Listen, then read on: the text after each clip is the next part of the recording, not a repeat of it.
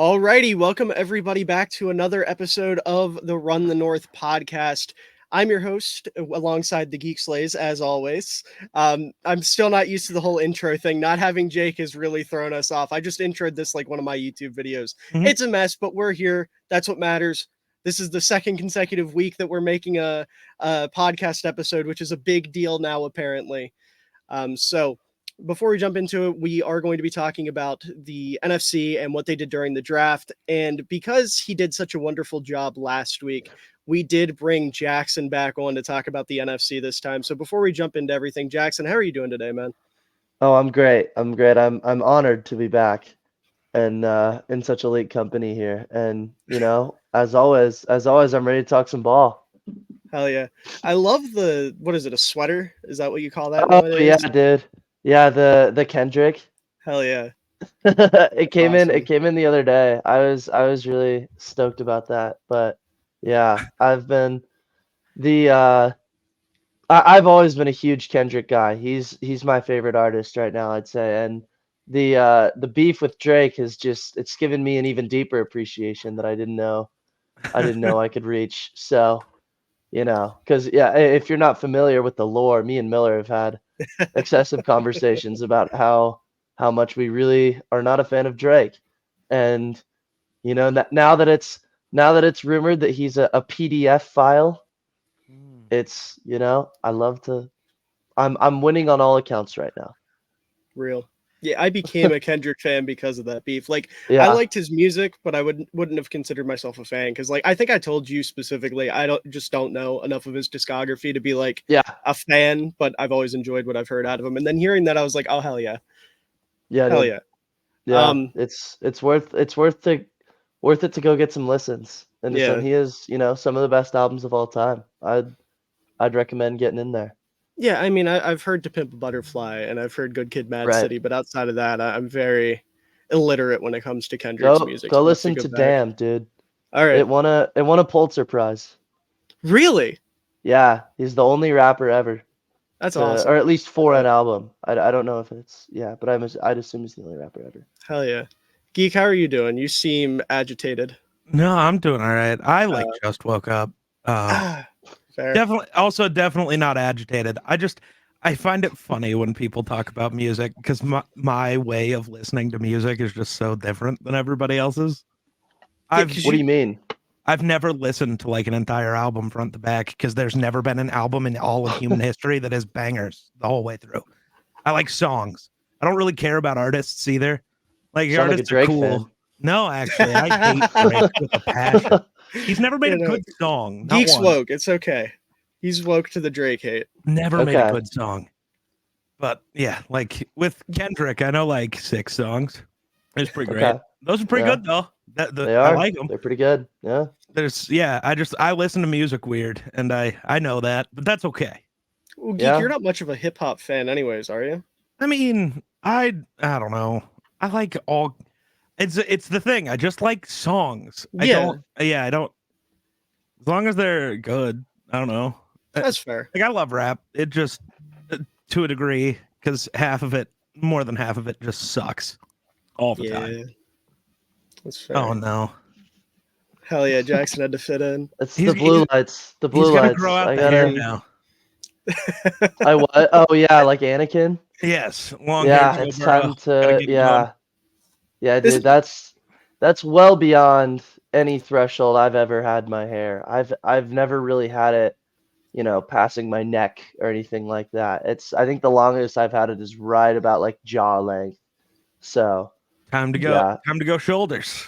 Yeah, I also just very much don't have the natural curl that it would take. It would look a little bit more like a Trevor Lawrence than it would a Joe Burrow. So this True. might have to be one where I just kind of stick like, no, I'm more like 2023 Joe Burrow than Gotta pick your so. specific Burrow era to identify with. Yeah, You yeah, wanna yeah. be I gotta, 2021 Burrow when he was actually good.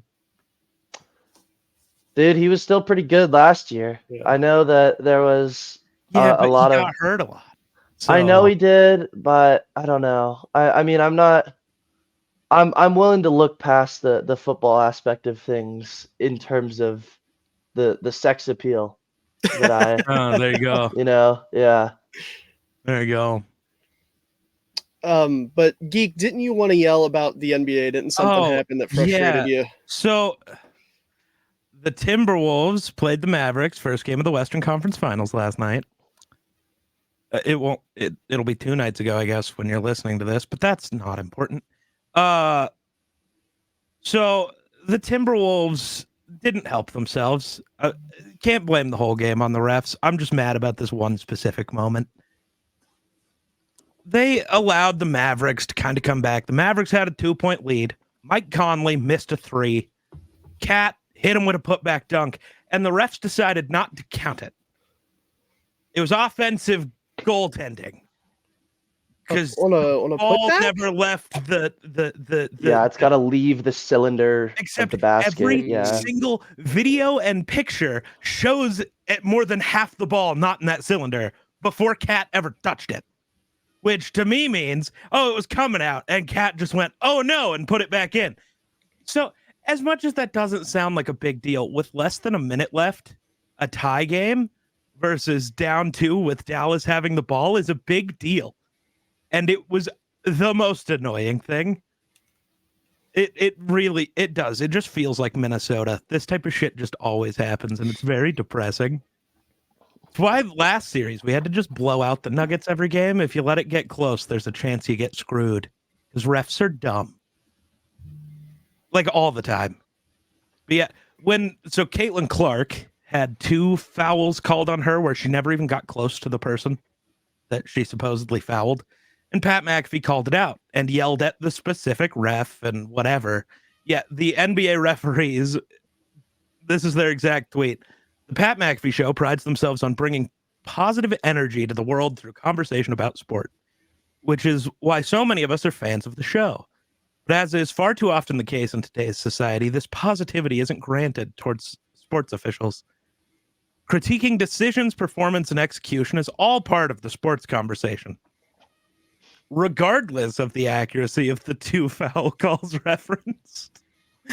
Making remarks about the individual referee only exacerbates the issue of violence against sports officials. Violence? Yeah. Are refs getting jumped and we're just not hearing No. about it? Definitely not. He's just doxing him left and Yeah. right. He said, get him, boys. He just said his name because they're fucking bad at their job. All of Barstool's going after him. But like, I just love regardless of the accuracy of the call. Right. Like, just refs, take accountability just one time ever, please. Why? What? I just have never understood why that's a thing.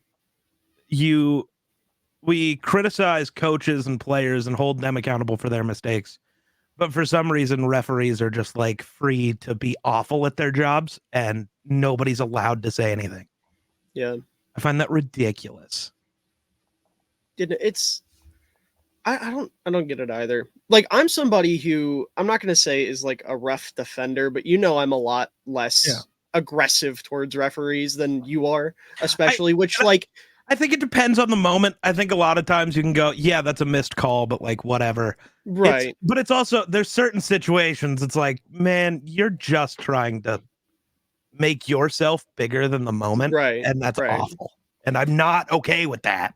And that's the problem. And I know it's a lot worse in basketball than it is in other leagues. Like, that's a big part of the reason why I don't follow the NBA anymore, is because of how dog shit the refs are and how much it has changed the game of basketball. Yep. Like, I can remember when James Harden had that big year where every time he drove to the basket, he was getting fouled because he figured out how to like perfectly catch the ref's eye and like do exactly what they want. Like, genuinely speaking, and this is a lame take, but like that was a big part of why I don't watch basketball anymore. Like, that ruined the sport for me because I was like, okay, this is just ref ball. Like, at a certain point, it just becomes ref ball. And like, I think the NFL is the same way to a certain extent. Like, there's definitely a lot of really shitty calls, and there's moments where, because the NFL, it's difficult too, because you have the refs like actually almost in the field of play at times, and that causes a lot of issues, like Lamar getting tripped last year, or we've seen videos of wide receivers running into refs mid route and shit. Like, it's really weird how much refs think they're the main character sometimes. And to get mad that, because listen, I've had my issues with Pat McAfee. He's not somebody to ever be a dick when he calls out another person. It's Right. just like, listen, man, what are you doing? And I don't know what Pat said. Maybe Pat did, like Jackson said, literally dox the guy and said, hey, everybody, this guy called a bad game. Here's his home address and where his kids go to school. Go beat up his child. Yeah. But, like, I can't imagine that was the case. And to get that pissy over him probably just being like, hey, come on, what are we doing? Right. Like, that's ridiculous. That's utterly ridiculous. Yeah. But yeah, seeing that and then immediately seeing the call in the Timberwolves game. Well, that and just the weird thing with basketball where like younger players just aren't allowed to be fouled somehow. It's wild. Like Luka kept like throwing his shoulder at people, like driving to the basket, diving away from it to hit somebody, getting the foul so he gets to shoot free throws. It's like, what?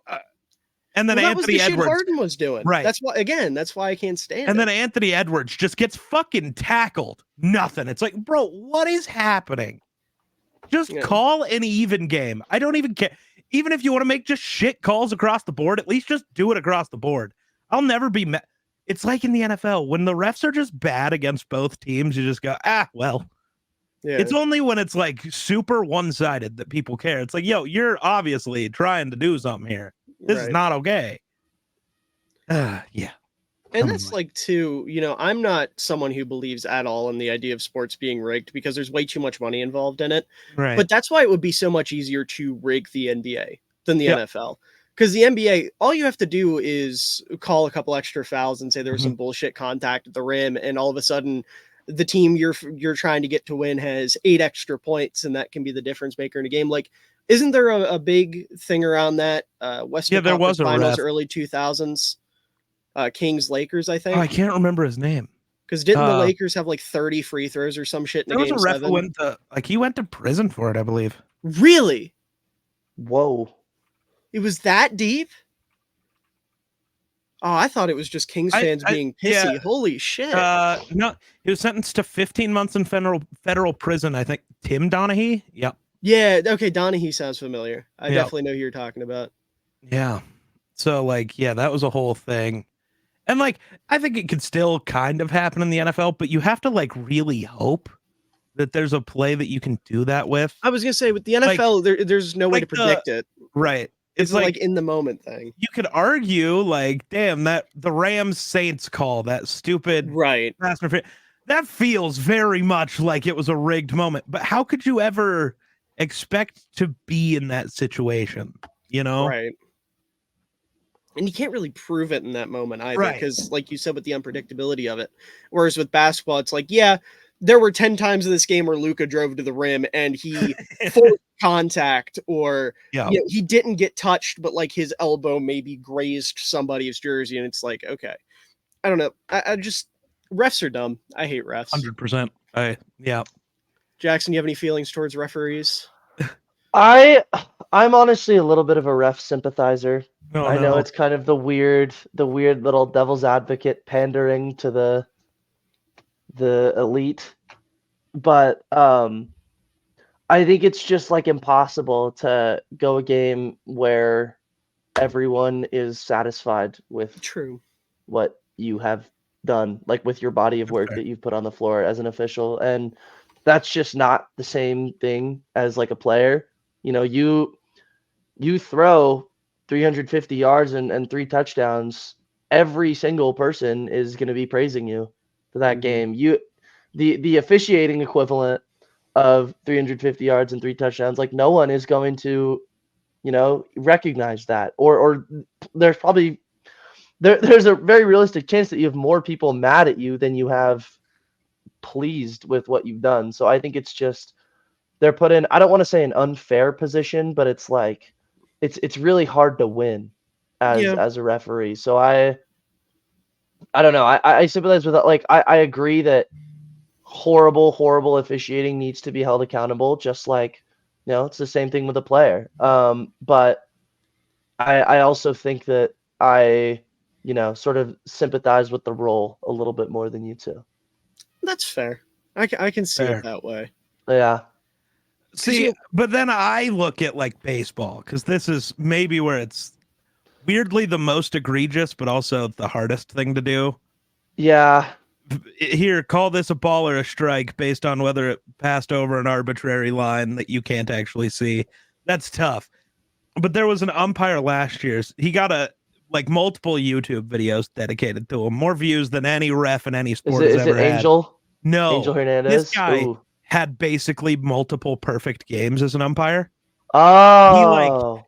The first pitch of the game Yeah. he got Are you talking wrong, about- and then he was accurate the entire rest of the game. Didn't even miss Yeah. any calls. Yeah. Are you talking He about just the missed ump the like first one. scorecards thing? Yeah, That's a really cool metric that I've seen. I Yep. mean, they don't really involve that for football or basketball or any other major Right. sport really. But yeah, I think that's really awesome. I think that's a little bit easier to do in baseball because Yeah. missed calls are a little bit more black and white Yep, than they are in some of the other sports. But for sure. yeah, I think I am personally a big fan of that. Yeah. It's like that way we know, oh, Angel Hernandez actually just is the worst. And oh, this Yeah. guy just is incredible. We Yep. need more umps like that guy. I think Yeah. the unfortunate thing is in all these leagues, there's no way to hold anybody accountable. There's no repercussions for anything because Right. the unions for referees are just too damn good. Which is like, hey, good on you, I guess, but that kind of sucks. I think. Mhm. Yeah. But moving off of referees, we are here to talk about the NFC and what they did during the draft. So just to start out like last episode, and Geek, I'm going to say you can't say the Vikings, I can't say the Bears. What were our favorite classes from the NFC? Miller, do you know what to do? You definitely don't because you hate the Vikings. Never mind. I knew where you were going to go with it, and I Yeah. promise you I'm not going to go that route. I'll talk about the Vikings in the next little segment that we're going to do here. Oh no. And Interesting. I'm sorry. Okay. Yeah. I'll lead this off. Miller, I'll say the Yeah, Bears go for ahead. you. Okay. I mean, it's just kind of like when you have the capital that they did and you hit your layups, you've kind of won the draft, right? Caleb Williams, generational talent at the quarterback position. I know that there was a time where I was kind of doubting that notion, but you turn on the tape, there has not been a quarterback in recent classes, I think, that is better than Caleb Williams. I think he is going to come in and immediately at least be like a B to B plus level player. I really don't think that the floor is as low as a lot of people say it is. To me, it's a surefire home run. And I know it seems like I'm giving too much credit for a team hitting their layups, but not a lot of teams do, right? And then, sticking picking at 9, going Roma Dunze. To me, that's my second best wide receiver in the class. I think that's incredible. I think there's a very real chance that he comes in day one and is already the best receiver on this team, which says a lot given their current receiving core. Keenan Allen, he's getting older, but he's no slouch himself. And DJ Moore, arguably a top 10 receiver in the league. So I am placing really, really high expectations on Odunze coming into the year, and I think he can totally match that. I don't have a ton of thoughts on day 2 onward, just because it's not a lot of guys that I've watched, but I know that Miller, you were super enamored with Austin Booker. I'll let you kind of take the reins on what you think 3 through 5, but yeah. Yeah, so I mean, just to build off of what Jackson was saying, Karan Amagaji, the offensive tackle out of Yale, Chicago kid first and foremost, which is awesome to see. You always love to see the hometown guys get their due. He's going to come in as a swing tackle, probably as a backup guard as well, because we know the Bears guard position is struggling health-wise with Tevin Jenkins, who when he's on the field is incredible, but it's really hard to keep him on the field. Just a really traitsy, dominant player at an Ivy League school. You're hoping that can translate. Torrey Taylor won games for Iowa as a punter last year. What else do you need to say? And then Austin Booker, I mean, was by far and away my favorite player in the 2024 NFL draft. I've said it, a couple times on different platforms. The Bears have gone back-to-back years getting my favorite player in the draft, and that makes me so happy with Wright and Booker. But Booker, I mean, he's a tough like projection, I guess, because you're looking at a guy who's coming out as a redshirt sophomore, started, I think, one game in college. But when you turn on the tape, he is far more polished than you would expect someone in his position to be. Like, you are seeing legit hand fighting at a consistent rate. The motor is absolutely unreal, making second, third, fourth, sometimes even fifth effort plays, chasing down ball carriers in open space, having the speed to do so. He has a great understanding of leverage. He has a really aggressive first step, a really aggressive bull rush. Like, he needs a little bit of refinement because of his age, and he doesn't have the experience that a lot of guys coming out through. But the promise of the raw tools and the polish that he already has is like, holy shit. You can bring him in day one as a rotational edge, get him to bulk up a little bit, which is another gripe on him. He's like 240 right now, I think, and being a 4-3 hand in the dirt edge, you want him to be a little bit bigger. So you get him to bulk up. You play him as a rotational player right away. You have Montez Sweat and DeMarcus Walker, who's been pretty solid as a number 2 for you. I think you have the makings of somebody that, I have my draft board here in front of me, and the way I laid it out, if you haven't seen it, it's posted on my Twitter. I had the player, the school, grade, year, et cetera, et cetera. And then towards the end, for every single position, I had role. And that was like for wide receivers, an X, a slot, a Z. Or for edge rushers, I had true alpha, which is like your number one, like Nick Bosa, Myles Garrett, Max Crosby type of guy. And then down to like hybrids and DPRs and potential second edges and second edge rushers, things like that. I had Austin Booker with like a potential alpha edge rusher. There's a lot of Max Crosby in his game. And ironically, Max Crosby came out in a very similar situation. Granted, Crosby was drafted a little bit higher and had a little bit more experience, but you're talking about a guy who was a 3-4 outside linebacker, came into a 4-3, had to put on weight, had to bulk up, had to refine his skills. And one of the guys that helped him in that process was the Bears' current defensive line coach. And then the other person who led that charge is the great Rod Marinelli, who, for those who don't know, was Matt Eberflus's mentor. So you have a very similar stylistic scheme, guys with very similar ideals, very similar development processes, and he gets to come into that situation and get to kind of go through the same thing Max Crosby went through. So I'm really, really excited about Booker, and then of course Caleb and Rome being what they are.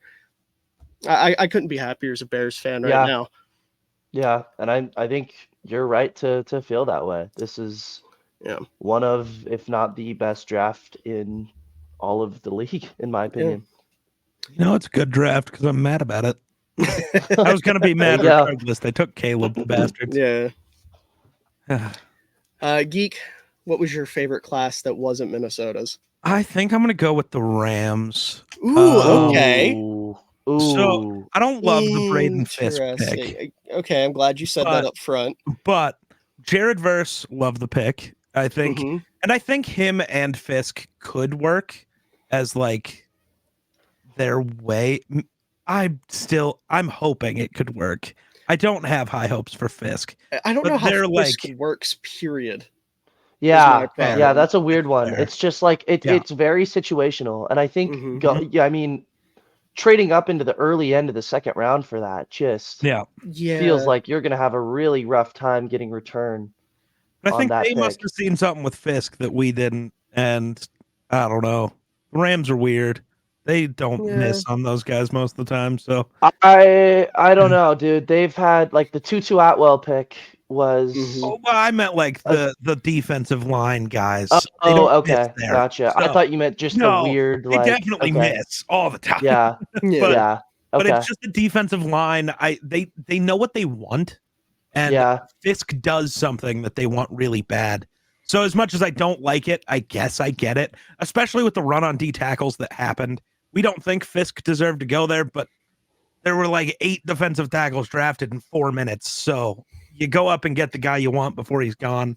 I kind of understand that. Verse, I think, is an awesome pick for them. Blake Corum, I think, is still weird, but he was, my second favorite running back in the class. So I'm happy with that. Cam Kitchens, I thought was really good. Kitchens, whatever. And I don't know everybody else. I think Bo Limmer So Both of them are late in the draft was 6th. awesome. Yeah, that was really good value. And Joshua Carty was my second rated kicker. So Ooh, well, we really do have to take that into yes, consideration. hey, kicker is important, Jackson. Trust me, as a Vikings fan who's used to Blair Walsh missing it wide left in a playoff game, I can tell you how important it is. This does not seem like incredibly high praise to have them as your number one spot in the NFC. They're not, but you took a team I'd have there, and I'm not allowed to say another team I'd have there, and the only other team I liked really was Washington, but that's because I don't know a lot of the late round guys for most teams. Wow, I think you and I are going to disagree on quite a bit here, because I'm really not a fan of this Rams draft. I think the verse pick to me, I think could be cool. I don't really know what the defense is quite going to look like. Losing. I'm blanking on his name right Aaron now. Donald. Who went and took. Well, Aaron Donald and the dude who went and took the Rams or the Falcons coaching job. The coach. Yeah. Raheem Morris. Raheem Morris. I can't think of his name either. I think losing Raheem Morris, like there's probably going to be at least somewhat of an identity shift, and knowing where Verse is going to fit into that without having seen a snap yet of like what the Rams' defensive identity is going to look like, a little bit above my pay grade. But I know that I do like Verse as a player, and picking him where they got him, I think was fine value. So I like the pick, but I don't have too strong of thoughts on it yet. Fisk, to me, I think I dislike it more than you guys. I think that's one of the worst picks in the entire draft. I think it's second worst behind Penix. Yeah, I think that's fair. Spending capital to move up early into the second round. I mean, with Fisk, it's very clear that the movement skills are there. Like, you want a guy who you think can win off of speed and finesse. Like, I totally understand the vision there, but the arms are just so tiny. I'm someone who's really begun to care a lot more about arm length, and it just isn't there with Fisk. Like, you're not going to be able to have him play on the run. Like, you cannot expect him to two gap, and you can totally expect him to get washed out even when he's one gapping, because he doesn't have the arms to like catch and rip with it. I really don't think that this is going to be a 3-down player for you, and spending that high of a second round pick on him, that's bad use of capital. I mean, I understand that they need defensive line with Donald gone, but you still have Byron Young and Kobe Turner. Like, it's not like this was a weak spot for you. And so I really find it hard to believe that this was the best player available. Corum, to me, like, I think he's a very low ceiling player, and I understand why you'd like to target a guy like that. But to me, there were plenty of better running backs on the board. I was not a huge Corum fan. And so I don't know. That just seems to me where it's like a 3rd round pick that doesn't really have the potential to become anything more than that. And, you look at the last year's draft class for the Rams, they turned late round picks into stars. Kobe Turner, Steve Avila, Byron Young, like they were really hitting on those high ceiling deep end picks. And I just think Corum is a little bit of a soft play. Kitchens, I like Kitchens. I think he's a good mover, a little bit raw, but he's going to fit in with this team. And maybe he's not giving you immediate production in year one, but this is a solid project that I think is worth a 3rd round flyer. But when you miss on those first 3 picks, so excluding Verse, I guess, like Fisk and Corum, those are not great picks to me. And I think if you're sort of displacing your capital that poorly, it's really hard for me to make you a winner, even if there are picks in this class that I really like. But yeah, I have an overall net negative view on what the Rams did. Yeah. So does it change anything at all to know that apparently, I guess last year they switched to running a 4-3 instead of a 3-4? Yeah. I mean, I assumed Verse was going to be in a 4-3. That's not really what. So I looked there, and then I looked at ESPN, and ESPN still has him as a 3-4, and I hate how that looks. I think Byron Young in a 3-4 is gross. I really assume it'll be 4-3. That's less of what I was concerned about. Who's their new DC? I don't know if I know. I don't know. Chris Shula. Oh, holy shit! Donj. Don Don Shula's Shula's grandson. That's crazy. Yeah. Huh. Nepotism. Yeah, there. I can't say I'm too familiar with the Chris Shula tree. No. Yeah. Yeah.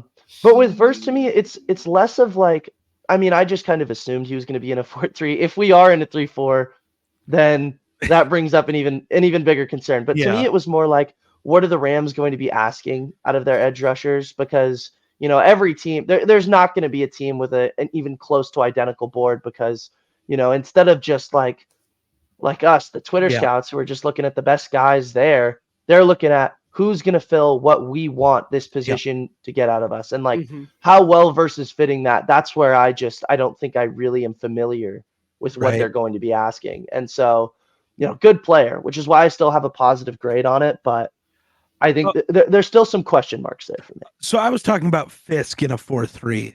That way he's not being. It's kind of. They don't have a Vita Vea, but like a Kalijah Cansey, where he's not actually the guy you're demanding to stop the run. He gets to just be that interior pass rusher instead. Yeah, but even then, I don't think I trust. Yeah, that's what that's exactly what I was gonna say. Like even then, a top 40 pick. There is rich. Dude, like Fisk to me is somebody that's only going to be productive when you ask him to stunt and not touch anybody and just fire into the backfield. Because he has one move in his arsenal, and it's his swim move. If he can't use his swim move, he is getting stalled at the line of scrimmage every play. Like, Jackson talking about his movement skills and his arm length. Part of me thinks somebody fucked Fisk over somewhere in his life. And like in middle school or high school or whenever he started playing football, he should have been a linebacker. Like, he's got the movement skills and the ability to be more of a linebacker than he does like a true defensive lineman. Because I don't know, how fucking big is Fisk? I don't know offhand, because I don't think he's that big either. 6'4", 292. Yeah. You asked if he would have, because I'm sure 292, you're like working hard to maintain that. He could have easily been a linebacker at some point, and I think that would have fit him way better. But I don't know. I guess, fucking Matt Miller. Why? I'm looking at ESPN's draft recap thing, and I hit Braden Fisk's little tab to see what his height and weight is, and Matt Miller has him comped to Zach Seiler, and that makes me really angry because they are nothing alike. I don't see any similarities between the two, but yeah, no, I didn't like the Fisk pick, but other than that, I can't.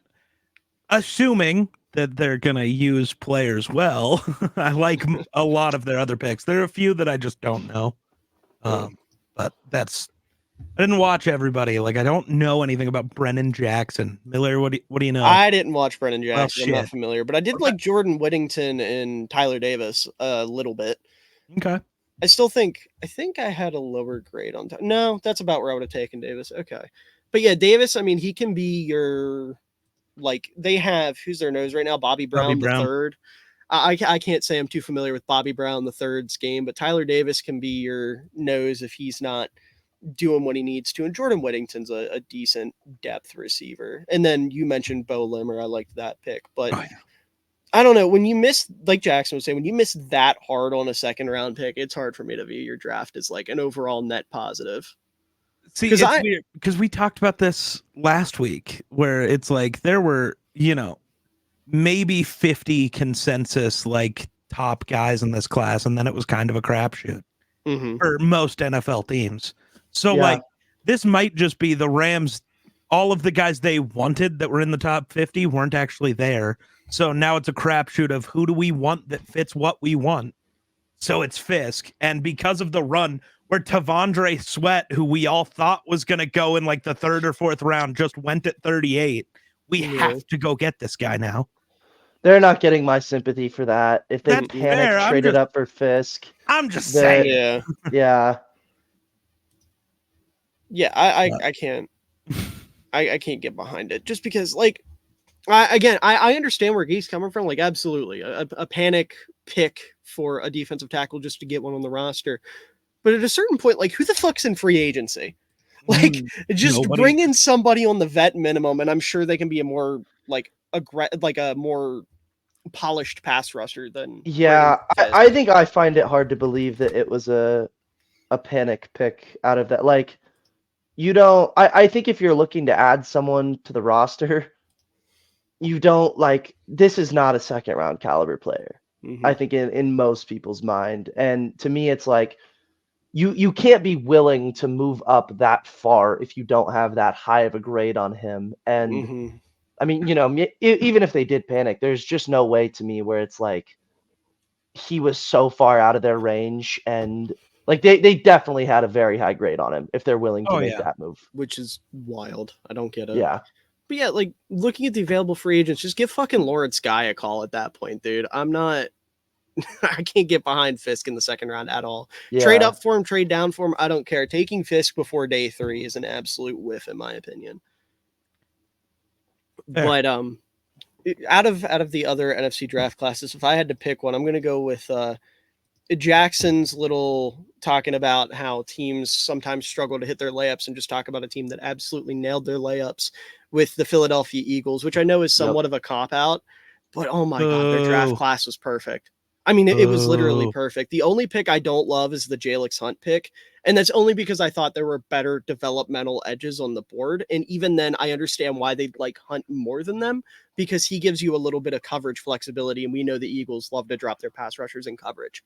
But you look at the rest of the class, they got Quinion Mitchell and Cooper DeJean in the top 40 picks. What was Philadelphia's biggest weakness last year? Their secondary. They had the two best secondary players in the draft in the first 40 picks.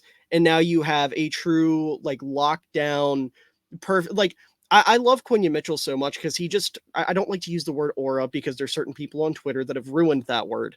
But he has like the vibe of a true number one in the NFL, because he's one of those guys that is kind of a dick when he's playing. And you can tell, like, if he gets burnt, he doesn't care the next play. He's going to make the guy who burnt him pay for it the next play by putting him in the dirt or beating the fuck out of him all the way up the route. And, that's on top of being like really good at the position. And then you get Cooper DeJean, who can come in and be whatever you need him to be. He's not going to be an outside corner because you have Mitchell and you have Slay. So he's either going to play in the nickel for you, he's going to play at safety for you. You might put him in the box because your linebacker core is weird as fuck and doesn't make any sense. So you have DeJean, who can do a little bit of everything for you. You get Will Shipley in the 4th round, who was one of my favorite running backs in this class. He's the perfect complement to Saquon Barkley to be like your RB2 third down back. He has the ability to take some of the pressure off of Saquon because we know he needs to come off the field from time to time, or else you're going to run him into the dirt and he's going to get hurt again. Don't give me that look. He love didn't come off Saquon. the field last year. He stayed out there every play, Well, which was dumb because the Giants Right. couldn't win a game. My point exactly. Ideally, you have an offense where Saquon is absolutely the unquestioned number one, but he has somebody to take some of the pressure off of him. And Will Shipley's perfect for that, because not only do I think he's pretty solid at running between the tackles, but he's also a great like pass catching running back out of the backfield. You get Anais Smith, who I wasn't enamored with, but is a fun gadget guy and gives you something to your receiver room that Kadarius you Toney with didn't quite hands. have. Exactly. Yeah. go. I mean, that was literally my comp for him, was Kadarius Yeah. Toney. So like you get something extra in your receiver room. Then you go and get Jeremiah Trotter in the 5th round. First of all, fantastic value in my opinion. He was my LB2. I had a 2nd round grade on him. I love Trotter. You get him in the 5th, so not only do you get the fun legacy storyline, but you get who I think could step in day one and be the best linebacker in that room, because Nakobe Dean hasn't really shown us anything yet, and I have zero faith in Devin White. So rude. I also Devin White have zero faith. Yeah. So you get that, and then you get Trevor Keegan in the 5th round, who, depending on how things play out, could start at guard. It kind of depends on where Tyler Steen's at. We didn't see him play last year. He's projected to start right now. And then Johnny Wilson also in the 6th round. I thought the league overthought him. I like Johnny Wilson a good bit. I would have taken him way earlier than this. So that's great value.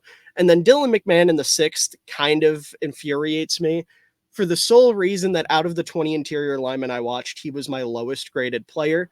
And it just so happened that my biggest gripes with him were that he was too small and wasn't strong enough. Do you guys know what happened to the last center that the Eagles drafted late on day 3 that was too small and wasn't strong enough? I don't think anyone's ever heard of him. I don't know if he was that good. Oh yeah, he definitely didn't just retire and is about to be a first ballot Hall of Famer or anything like that. No, So couldn't be. Knowing my, like, I said this, I just uploaded my Eagles draft video like a day or two ago. I said in that video, this is going to come back to bite me in the ass, because what's going to happen with this kid is he's either going to be a first ballot Hall of Famer or he's not going to make the roster. I don't think there's any in between for him, unfortunately. But the big thing with Philly, like Jackson said, hitting your layups, the only players they traded up for were DeJean and Trotter. Everybody else, they either stayed put, had fall into their laps, or they traded back and fell into their laps. And I think that makes this class absolutely incredible. I hate Howie Roseman, but I'm still to the point where the Bears aren't close enough to contending where I have to like start preying on the Eagles' downfall. So it was just What do you mean? The Bears have the best incredible quarterback draft in the class. NFC. I mean, hopefully we can say that by the end of the year, but the point is, I don't think the Bears are going to the Super Bowl this year, unfortunately. So I've still got a year to kind of appreciate what Howie's building. Yeah, this is an interesting one to me. I also really like this draft class. I think the Eagles draft probably closer to consensus than any other team in the league. And you look at the track record over the past 5 years or so, that's definitely worked out for them. The Mitchell and DeJean picks, I think those are the two best like first two picks out of anyone in the league, right? I had higher grades on each of those guys than where they were picked. Those were my 10th and 12th ranked players respectively. I loved both of these guys. I understand why DeJean fell, and I think it's mainly because no one wanted to play him as a boundary corner, mainly because of like his change of direction. Yeah. And with Mitchell, I think it's mainly just like a depth thing as to why he fell, because I had him as my 12th ranked player in the class. Like the click and close with him is just, it's better than anyone in the league, right? Like he's rather untested in press coverage, and if that's something you want to run, maybe you want to pivot in a different direction. But my God, dude, Mitchell, it's just like the footwork is there, the ability to just stop and start on a dime. Oh my God, it's beautiful, and I think he can contribute in the run pretty well. I really love what Mitchell has to offer. DeJean is one of the best value picks in the entire draft to me, right? Because like he's so versatile in what he can do, and the past 3 years we've had a dude in the secondary with like athleticism concerns fall further than where they're supposed to go, and in the past 2 years, right, it's been Hamilton and it's been Brian Branch. Look at how those picks have turned out. And I'm not necessarily necessarily saying DeJean is going to live up to that kind of hype, but man, like I totally think that that's the role that he's going to play. And to me, it's like these athleticism concerns have not bitten teams in the ass in the past. Why are we penalized? Like, why are we making the same mistake for the third time in a row? I don't understand. And so I don't think DeJean is going to be playing boundary corner. I think he's going to be basically like a Hamilton, like a safety slot hybrid, where you can keep him on the field for 100% of the snaps, even if he's not staying at the same position every time. And so I just think like what he's going to offer against the run, as a zone player, as a blitzer, it's just going to be so valuable, like the chess piece that you have now in that secondary. And I really don't understand like what made him tank all the way to the 40th overall pick. Like that to me is one of the best picks in the entire draft. And so I really think that the Eagles have hit two absolute home runs in their first two picks, to the point where it's like, I don't really care what happened with the rest of their class. You hit on those two picks and you're automatically going to win. Trotter is an interesting one to me. I think actually I'll talk about Shipley first because he was picked ahead of him. I kind of agree with you, Miller, in terms of like the fit of what he offers for that team. Like I think in terms of just pure talent and ability, there were definitely better running backs on the board. But I think what you're looking for out of position, there weren't very many players. And so like, we talked about teams are going to prioritize more like what they want out of the position than who is just a better player, right? Like if you're drafting an Audric Estime or something like that at this spot, he's not quite going to fill the role that you're looking to get out of what Shipley is going to provide.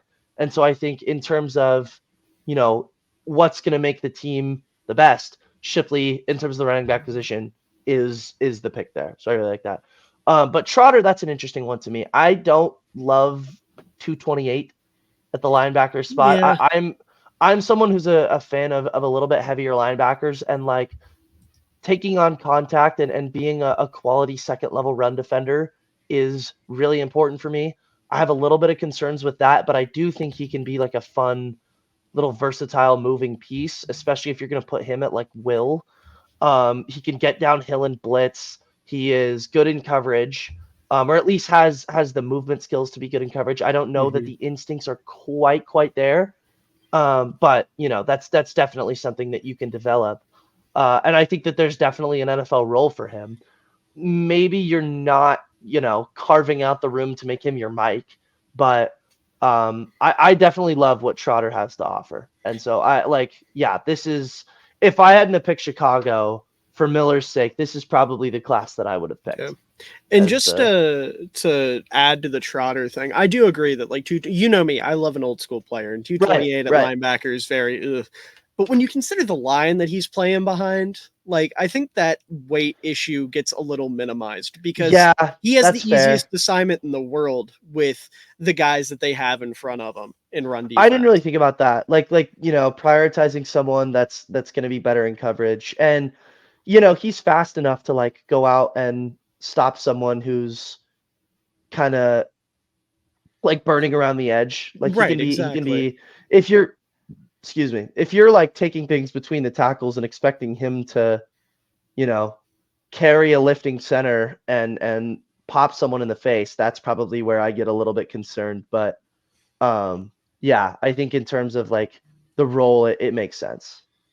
Yeah, I mean, all you got to do is get oh my God, why are their names escaping me now? Just get Jordan Davis to two gap a little bit, and he can slip between the cracks and blow something up in the backfield. That's what you drafted him for. Yeah, exactly. Like they're in a really good spot. And that's the other thing too about their draft class is obviously I mentioned it with Shipley, and then it applies to Trotter as well. All of the guys they drafted fit exactly what they needed. It wasn't like an issue of we're just going to take the talent and make them fit later, because we see that fail. We see guys that just can't work in different offenses, different defenses, whatever. This is very much an instance of not only are these guys really fucking talented, but they fit exactly what we need. Like, we mentioned those two, Jalix Hunt, again, not my favorite developmental edge in this class, but he definitely has the most coverage upside of those guys. We know they love to do stuff like that. DeJean has a lot of like CJ Gardner-Johnson in his game, and they've got him back for a year. So you'll have the two of them on the field. And then once CJ ends up leaving again, because we know he will, and he'll leave, go somewhere else, and then come back, because I think that's just his career arc now, is he's going to be an Eagle every other season. You're going to have the ability to, kind of plug DeJean into that role as well. My only worry with this class is that they're going to fuck up Johnny Wilson and try to make him a tight end off rip. I was going to ask, is he going to be a tight end or a receiver, since the internet can't decide which one he's supposed to be? And the way I see Wilson is you try for the first half of his rookie contract to make him a wide receiver. Like, this is the team that had Harold Carmichael all those years ago. That's exactly what Carmichael was, a 6'7" behemoth. And now you draft Wilson, and it's not like your receiver core necessarily needs that, because AJ Brown plays like he's 7'6", but you have that player there, and I'm a little worried that they're going to try to make him like the two behind Goddard right away. And like, I think he can do that. I think you bulk him up a little bit. He can absolutely play that. Give him a couple Philly cheesesteaks and see what happens. But I do think you're making a mistake if you're not at least failing him at wide receiver first. Geek, what are we Googling over here? I'm trying to figure out why they didn't give Johnny Wilson number 17. N'Kobe Dean has it. Oh, cut him. He's bad. Simple stuff here, really. I do want to ask, before we move on to our least favorite classes, Jackson, you mentioned, you brought up a really good point with the not or less than athletic DBs that keep getting taken and then end up exploding and turning into these really good players. How long do you think it takes before this continues to become a trend and we're looking for the next unathletic DB, like everyone's looking for the next Deebo Samuel? It won't become a trend. That's my thought. Well, I don't know. I think this could very well be the next year. Like I I almost wonder if we're going to start to encroach into territory where it's like being unathletic is a positive, like Right. the fake woke, just like inability to differentiate correlation versus causation. Yeah, This guy I ran a think if 4.8. DeJean, Shit. yeah, that's what we want. Um, I think I really think that if DeJean explodes onto the scene this year, there could immediately be some dialogue about that, which there should be. And I'm not too familiar with the next draft classes. I think that the guy who just transferred to Ohio State Downs, I wouldn't really call him unathletic quite yet, but he's not for another 2 years. I think he could totally be like this role. And I wouldn't be surprised, if we go 3 for 3 on those play styles with DeJean here, that could be a very, very highly coveted prospect. Yeah. Just seeing like the value that they bring to a secondary. So yeah, like I think we're really starting to encroach on that territory. For sure. See, I don't, because it's just gotten worse. Like, What do you think about mean? it. Kyle Hamilton went in the 20s. Brian Branch went in the early 30s. DeJean's going in the late 30s. They're just getting drafted later and later, even though this might Yeah, be the best but one of them. eventually results are going to speak for themselves. Mhm. Like I NFL think teams are still going to be afraid. Receivers are too good now for you to want to bank on the guy who's so Yeah, unathletic but you're that not they're just drafting going to this get guy to burnt handle toast. receivers. That's You're not drafting yeah, him to you're do not something. like remember the like training camp clip that went around when Kyle Hamilton was like pressing some slot For sure. gadgety guy. Like I Mhm. think that I mean, look how Hamilton's turned out. Obviously, like No, the best safety in the 100%. league, in my opinion. But like, I don't really think. I think teams are going to kind of get to the point where like the negatives are being avoided enough, and even if they aren't, the positives are still so strong with these players. Like the cost benefit analysis with them is it's going to be just so strongly in favor of like what the player is offering on the field. So yeah, I'm really not too worried about it. I think it's Yeah. just going to keep happening where they just go where nobody expects to a team nobody thought would be able to draft that guy. I think that's just going to be how it stays. Yeah, but Yeah. if Because it the really keeps, bad teams are too afraid to take a guy who doesn't have the athletic upside. I don't know. I think if you, like Jackson said, if you see us go 3 for 3, if you go Hamilton, Branch, DeJean, they all explode. They're all incredible. Like if Yeah. DeJean has a rookie year on par with the other two, then I think we'll start to see bad teams see these guys as like building blocks for their secondaries and for their defenses and be like, yeah, we're going to get burned on the outside. But when we get the corners to play on the outside, this guy is going to be everything for our defense because you're not drafting this type of player to play a lot of, man-to-man press coverage. They're going to play a zone. They're going to play close to the line of scrimmage. And their primary role is just to sit there and lurk. And because these guys are, super instinctive and super smart, they're going to put themselves in positions early to where they make up for their athletic deficiencies. It's not like they're going to completely be out on every single play. They're in on every single play because they know how to put themselves in the right place at the right time. Like, yeah, if you ask Brian Branch to cover Tyreek Hill or you put Kyle Hamilton on Jalen Waddle, sure, you're going to find issues there. They're going to get burnt, but it's just not what you're asking them to do. If anything, what they're doing is a lot closer to a linebacker, really. It's like having that extra line. You're turning your nickel into an extra linebacker to just play that intermediate spot. And realistically, now that I'm saying it out loud, the scary outcome might be linebackers go bye-bye and these guys replace them. There's also But I don't the think that'll happen. worry then of where DeJean just got drafted to. A In team what that context? the Eagles played the 7th most man coverage of any team last year. Yeah, but they got a new Going to DC. keep They have doing that. Fangio. They replaced their DC Dude, with Fangio. I he can forgot play about man. Fangio. He can play man. Like this dude lined up as boundary corner his Mhm. entire college career. Like Yeah. it's more like the versatility stuff with him is more of just like the athletic profile projects him to be Right. able to play other spots. Like I'm really not concerned about him playing like true cornerback style coverage, even if it's within the slot. Mhm. Maybe especially if it's within the slot. I was gonna say I'm more comfortable with him in the slot than outside. Yeah. Yeah. 100%.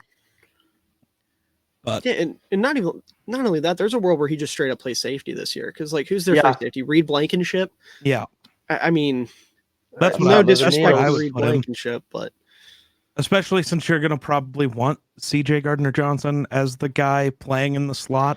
Right. So yeah, exactly. Like there's. I think if anything, CJ or Cooper DeJean, especially being in a Fangio defense, where you consider the importance of the nickel corner, like I think if anything, that only boosts the stock. Yeah, I really hope they go a lot of one high this year, just because like Mhm. the players that you can throw into the box are, especially if Mitchell is able to be like an island guy Mhm. on outside corner spot, and you don't really have to worry about like, you know, the Mahomeses of the world torching you with only one high safety. Yeah. But like just the quantity of guys that you can throw in the box and immediately expect them to just be plus players there, I think is awesome. And that offers a lot more schematic freedom in terms of like, you know, making things difficult on the quarterback through the blitz or, Mhm. you know, like weird coverages and shells and everything like that. Like I just think that Philly, you know, they have the tools to build something really, really cool here in the secondary. It's whether or yeah, not they actually build it. Mhm. yeah. And I also just want to throw out there real quick before we move on. Philly also ended up signing the man, the myth, the legend, Gottlieb Iedzi, Frostburg State legend, as a UDFA. So Oh, thank Was he a God. tackler? What? Where did tackle. he was? He Okay. he played tackle, but he probably projects better as a guard. I was gonna 'Cause say because it really does seem like they're trying to make sure Cam Jurgens never plays again. So No, I think if he makes the roster, he'll make it as a backup guard, I would imagine. But I don't know. I like the traits he has. I don't know if he makes Philly's roster though, because didn't they? Yeah, they signed Mackay back then, and yeah, Makai's straight up a tackle though, and I yeah, kind of think he's just they want to see how he fits because I think they would right, want him to replace Lane because Lane's yeah, probably a year away from retirement. yeah. Because how? Hold on, let me double check. How? Oh shit. Okay, Nice. I'm gonna have to step away for a split Okay. second because I have to go help my sister get off the bus because she broke her foot. Nice. You guys talk about stuff while I'm gone. I'll be All here in right. 5 minutes. Lane Johnson's 34. So yeah, he's Yeah. close to the end. So Mackay is probably their answer for Lane Johnson. Their Yeah. hopeful answer for Lane Johnson. Right. Just like a noodle at the dartboard. Yep. Get Because either yeah. we're awesome and he develops and cool, or dang, we took a flyer, paid him almost nothing, and didn't work. Whoop-dee. Yeah. All right. Should we move to our least favorite draft classes? I want to save that because I want to see Miller's reaction to Okay. some more stuff. I do want to bring up just we were talking about the Commanders. Well, I brought them up. Okay. And you said you hate Yeah. them. So I Yeah. don't think Miller's going Let's to talk have that about much that. to talk about. So let's No. go in here. What do Yeah. you hate here? Is it just Jaden Daniels? No. I have some thoughts about like pretty much all of their first like 4 or 5 picks. Okay. I think just, you know, like with the quantity of capital that you had in the first 2 days, like you just totally should have come away with better players, right? Like Interesting. Jaden, like I think you and I can agree, missed layup right there. Like the pick should have been May. Yeah, so it's the fun thing. I've been arguing that they were going to take Daniels all year because I knew. Uh-huh. But it's always been it should be May, but it won't be, which gave me hope that the Vikings would go get May. Which didn't happen. And then everybody called me crazy. Washington wouldn't take Daniels. To me, it was too simple of like Magic Johnson is like a key name in their ownership group now, and he's gonna want the Right. flashy guy who sells tickets. Uh-huh. And that's Jaden Daniels. And I think Jaden Daniels could work. I do too. Like I had like a late first round grade on him, but to me, like I liked May to the point where, you know, I would not have been mad if Chicago took him over Caleb. Like I think those might have two been, but I think those two were pretty interchangeable. Like I loved May. I thought May Sure. would have been a total home run for them. And it's just passing that up for like I don't know. Like I had Justin Fields comped to Daniels. Like the way that he is bringing himself to contact as someone who is that freaking slim, dude. Like Mhm. that's a serious injury concern. Yeah, it's just it's scary to me. And I really think that May has the potential to be the, like Yeah. a guy that you can go to the Super Bowl and win a ring with at the quarterback position. I don't know that I feel the same way about Daniels. My comp for Daniels was actually RG3. Which is Okay. also fair. It's a very similar thing, and it was entirely because RG3's entire game was either I run or I throw deep, which Yeah. just like yes, RG3 again. Yeah, and you know what happened to RG3, man? The I hope injuries. this coaching staff doesn't see him partially tear his ACL and go, "Hey, go play again." Right. He made the wild card. Oh God, that was ridiculous. The Newton pick is also very interesting to me because to me I had him as like one of my highest graded defensive players on the board. I had him over Murphy, and Interesting. yeah, I loved Newton as a player. The injury concerns with me are very, very real. I think that it's a fifth metatarsal fracture, which, like, according to doctors around the league, like multiple doctors basically told their GMs just like take the guy off your board. And Damn. yeah, like I Really? understand why a team wouldn't do that because he is just so good. Mhm. But it's not anything to where it's like, this is going to be career ending, but it's just so likely to reoccur that, like there's a very real opportunity that we're just looking at an incredibly talented player who is just never, ever able to stay on the field. Yeah. And while I think if Newton is able to stay on the field, I really don't think he'll be a bust, but there is very real bust potential with this pick for an early second rounder where it's like if you are not getting consistent snaps out of him, like you're just not getting return on the pick. It's that simple. The Sanders still pick was interesting because I understand why he was taken that early, but I feel like we would have learned our lesson with the speedy, undersized cornerbacks. New regime. They don't know. They didn't learn a They lesson. haven't never met had a Emmanuel lesson. Forbes yet. They Yeah, haven't they met haven't him been yet. hot Yeah, yet. man. I don't know. Like I think if you're pigeonholing him to the slot, which is probably what they're gonna do, like Yeah. I think it's fine. But again, like better cornerbacks on the board, I think. Fair. And with how undeveloped that secondary is, you shouldn't really be drafting for need. And I don't even think nickel was that big of a need for them. I love Quan Martin. And that's kind of what they've got him pigeonholed into playing. There's got like Benjamin St. Juste I like, but the safety positions to me are kind of weak. Yeah. Outside of what's his name? Curl? No, they lost Curl Curl. is a Ram He went to the now. Rams. Oh, But they added Jeremy Chin. That's not that's not moving needles. No, I'm just saying that's what they have right now. But I want to add too, like, you guys know they're the team that Philly traded up with to land DeJean, right? Yeah. Which makes that even worse. No, what makes it worse is you also could have just had somebody who would have actually helped. Kool-Aid was right there also. Kool-Aid went a pick after DeJean. You could have just had or you could have went Kool-Aid at 36 and then whatever DT fell to 39. But did they really need a DT?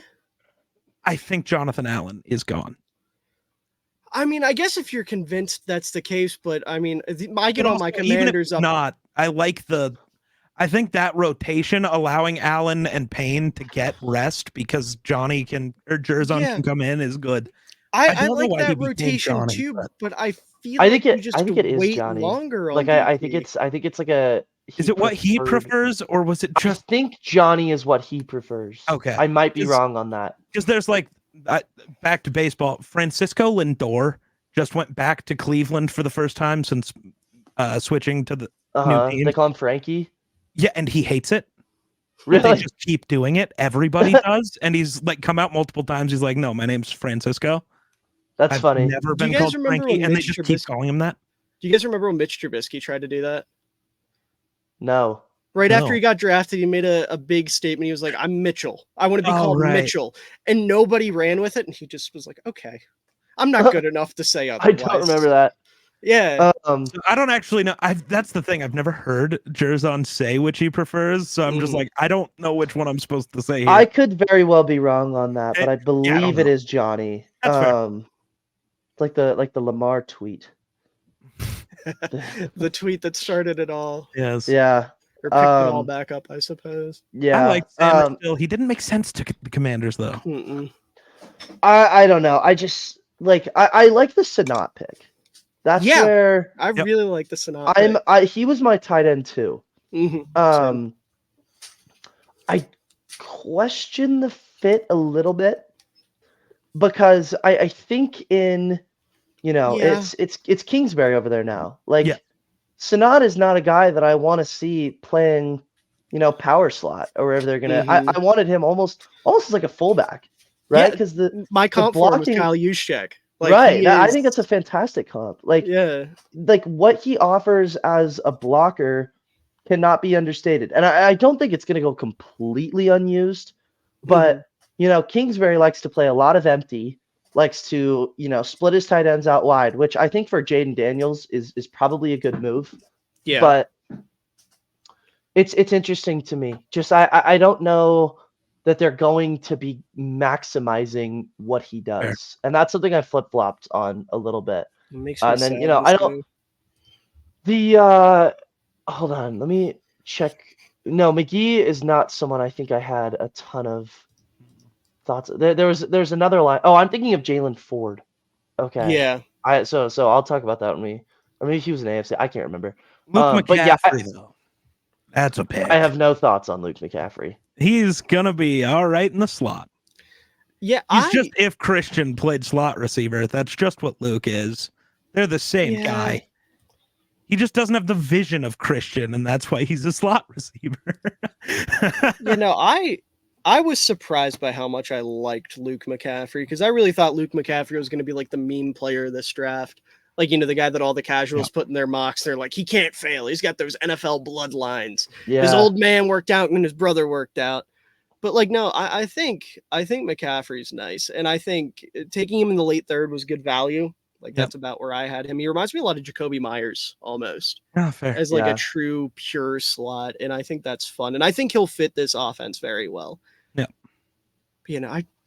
Are we talking about our least favorites? Is that no? I just wanted to bring up Washington because I didn't know if you'd have a ton to say while you were gone. So yeah, no, I despise Washington's draft class. Yeah. That's interesting because I don't hate it, but I definitely am just looking at it purely from the perspective of I don't hate the players. I like the players. That's the problem. Players, I just don't know if they're good for Washington. I don't like their fits at all because like Johnny Newton, I know you were talking about rotating guys in and out and maybe John Allen leaving, but like, I don't know. I feel like if you're drafting Johnny Newton, you want him on the field more often than not. But maybe it's the injury concern that made it so they're like, and I guess just that's rotate true. him, and then it's less of a deal for now, and he can spend a year or two getting fully healed up. I still don't like that pick for Washington though, because when the first pick first happened, I thought they were just going to play him at D end almost. Yeah, like I could have seen that, but then again, I wouldn't love that. And then Sanders still, I don't think fits that well. Sanat, it makes me so sad that he ended up here because his talents are going to be wasted with fucking Cliff Kingsbury. He has no idea what to do with this type of man. Brandon Coleman, I liked. I thought that was a good pick. He was one of my favorite interior linemen. And then I don't know. Did I watch any of these other guys? We talked about McCaffrey. Javonte Jean-Baptiste I watched, but he was like my lowest graded edge, but they took him in the 7th. So like, yeah, who cares? I don't know. But Daniels, I mean, I think that's a pick that sets a franchise back 5 years. Yep. Yeah. Like I've been on record saying especially if he's Fields and Drake May is Herbert, that's awful. Yeah. Yep.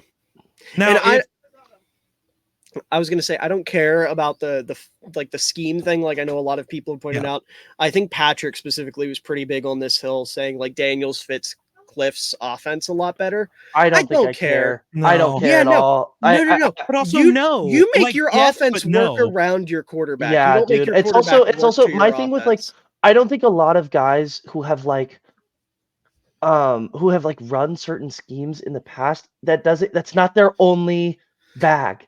Like these are football. Like, dude, I guarantee you, Kingsbury could totally run like an under center, run heavy offense if need be. Like I don't think pigeonholing coordinators and coaches as like this is his style is a smart thing to do. Yeah, and Because Kingsbury's like coached guys so evolve. many quarterbacks. Like he coached Mahomes, Kyler, Right. Baker, Caleb, and those weren't all entirely the same system. They were all No. varied. Now, his most recent one with Caleb did lead to Caleb's worst year of his career, and that's tough. But hey, Cliff Kingsbury. Yeah, no, I hate it. I like if Jaden Daniels turns into what RG3 was and just doesn't get injured, then cool, you did good. But I think the odds of that are a lot lower than Drake May being good. Yeah. Because I didn't see the appeal to Daniels as a quarterback, period. Like, he run good and good downfield thrower. That's it. That's all you need in college. In college, yeah, exactly. Like, I have been dreading making my Commander's draft grades video because I'm going to give Daniels a low grade. And then all the 40 and 50-year-olds that comment on my videos are going to come in and say, well, Daniels won the Heisman. Oh, my God. It's like, okay, man. Cool. Didn't Tebow win a Heisman? Yeah, exactly. But no, I was trying to deny it for the longest time because I really thought Washington with the new regime was competent. But Geek ended up being right in the end, and they made the wrong call. Everyone always forgets about magic. True. But outside of Washington, what other NFC draft classes did we not like, fellas? I'll start the controversy. Okay. The Minnesota Vikings drafted really poorly. Okay. Let's hear it. Geek. JJ McCarthy, I had a second or third round grade on. Like, taking him with the 10th overall pick, to me, it's just the value's not there. Like, I understand what there is to see in him, right? Like, he is laser accurate at times. He's got a good arm. He's got a fine enough runner to be like a mobile player at the NFL level. But this dude has a Fields-like operational processor where he just does not move off of his first read, right? Like, he has just no idea how to read the field out. And I think it's something that can be developed, but you're throwing him in against NFL defenses. That's not something I expect. You're not throwing him in, though. He's currently listed as our quarterback 3. Oh, please. He is not playing. Oh, please. Sam Darnold will play You don't even believe that. You don't even believe that.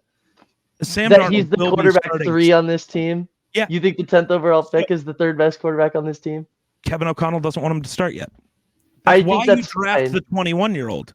And you don't want him to be one injury away from playing, especially when it's Sam Darnold that you're banking on not getting hurt.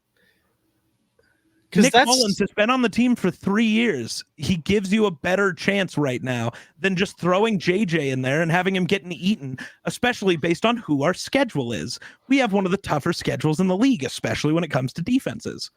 I think him sitting is a very real possibility, but like even then, the ceiling is just, it's not there to me. As like, if you want him to be this, Mahomes type of player where he sits like an incredibly athletic guy, where he sits a year and comes in and like learns the nuances of what it takes to be a quarterback.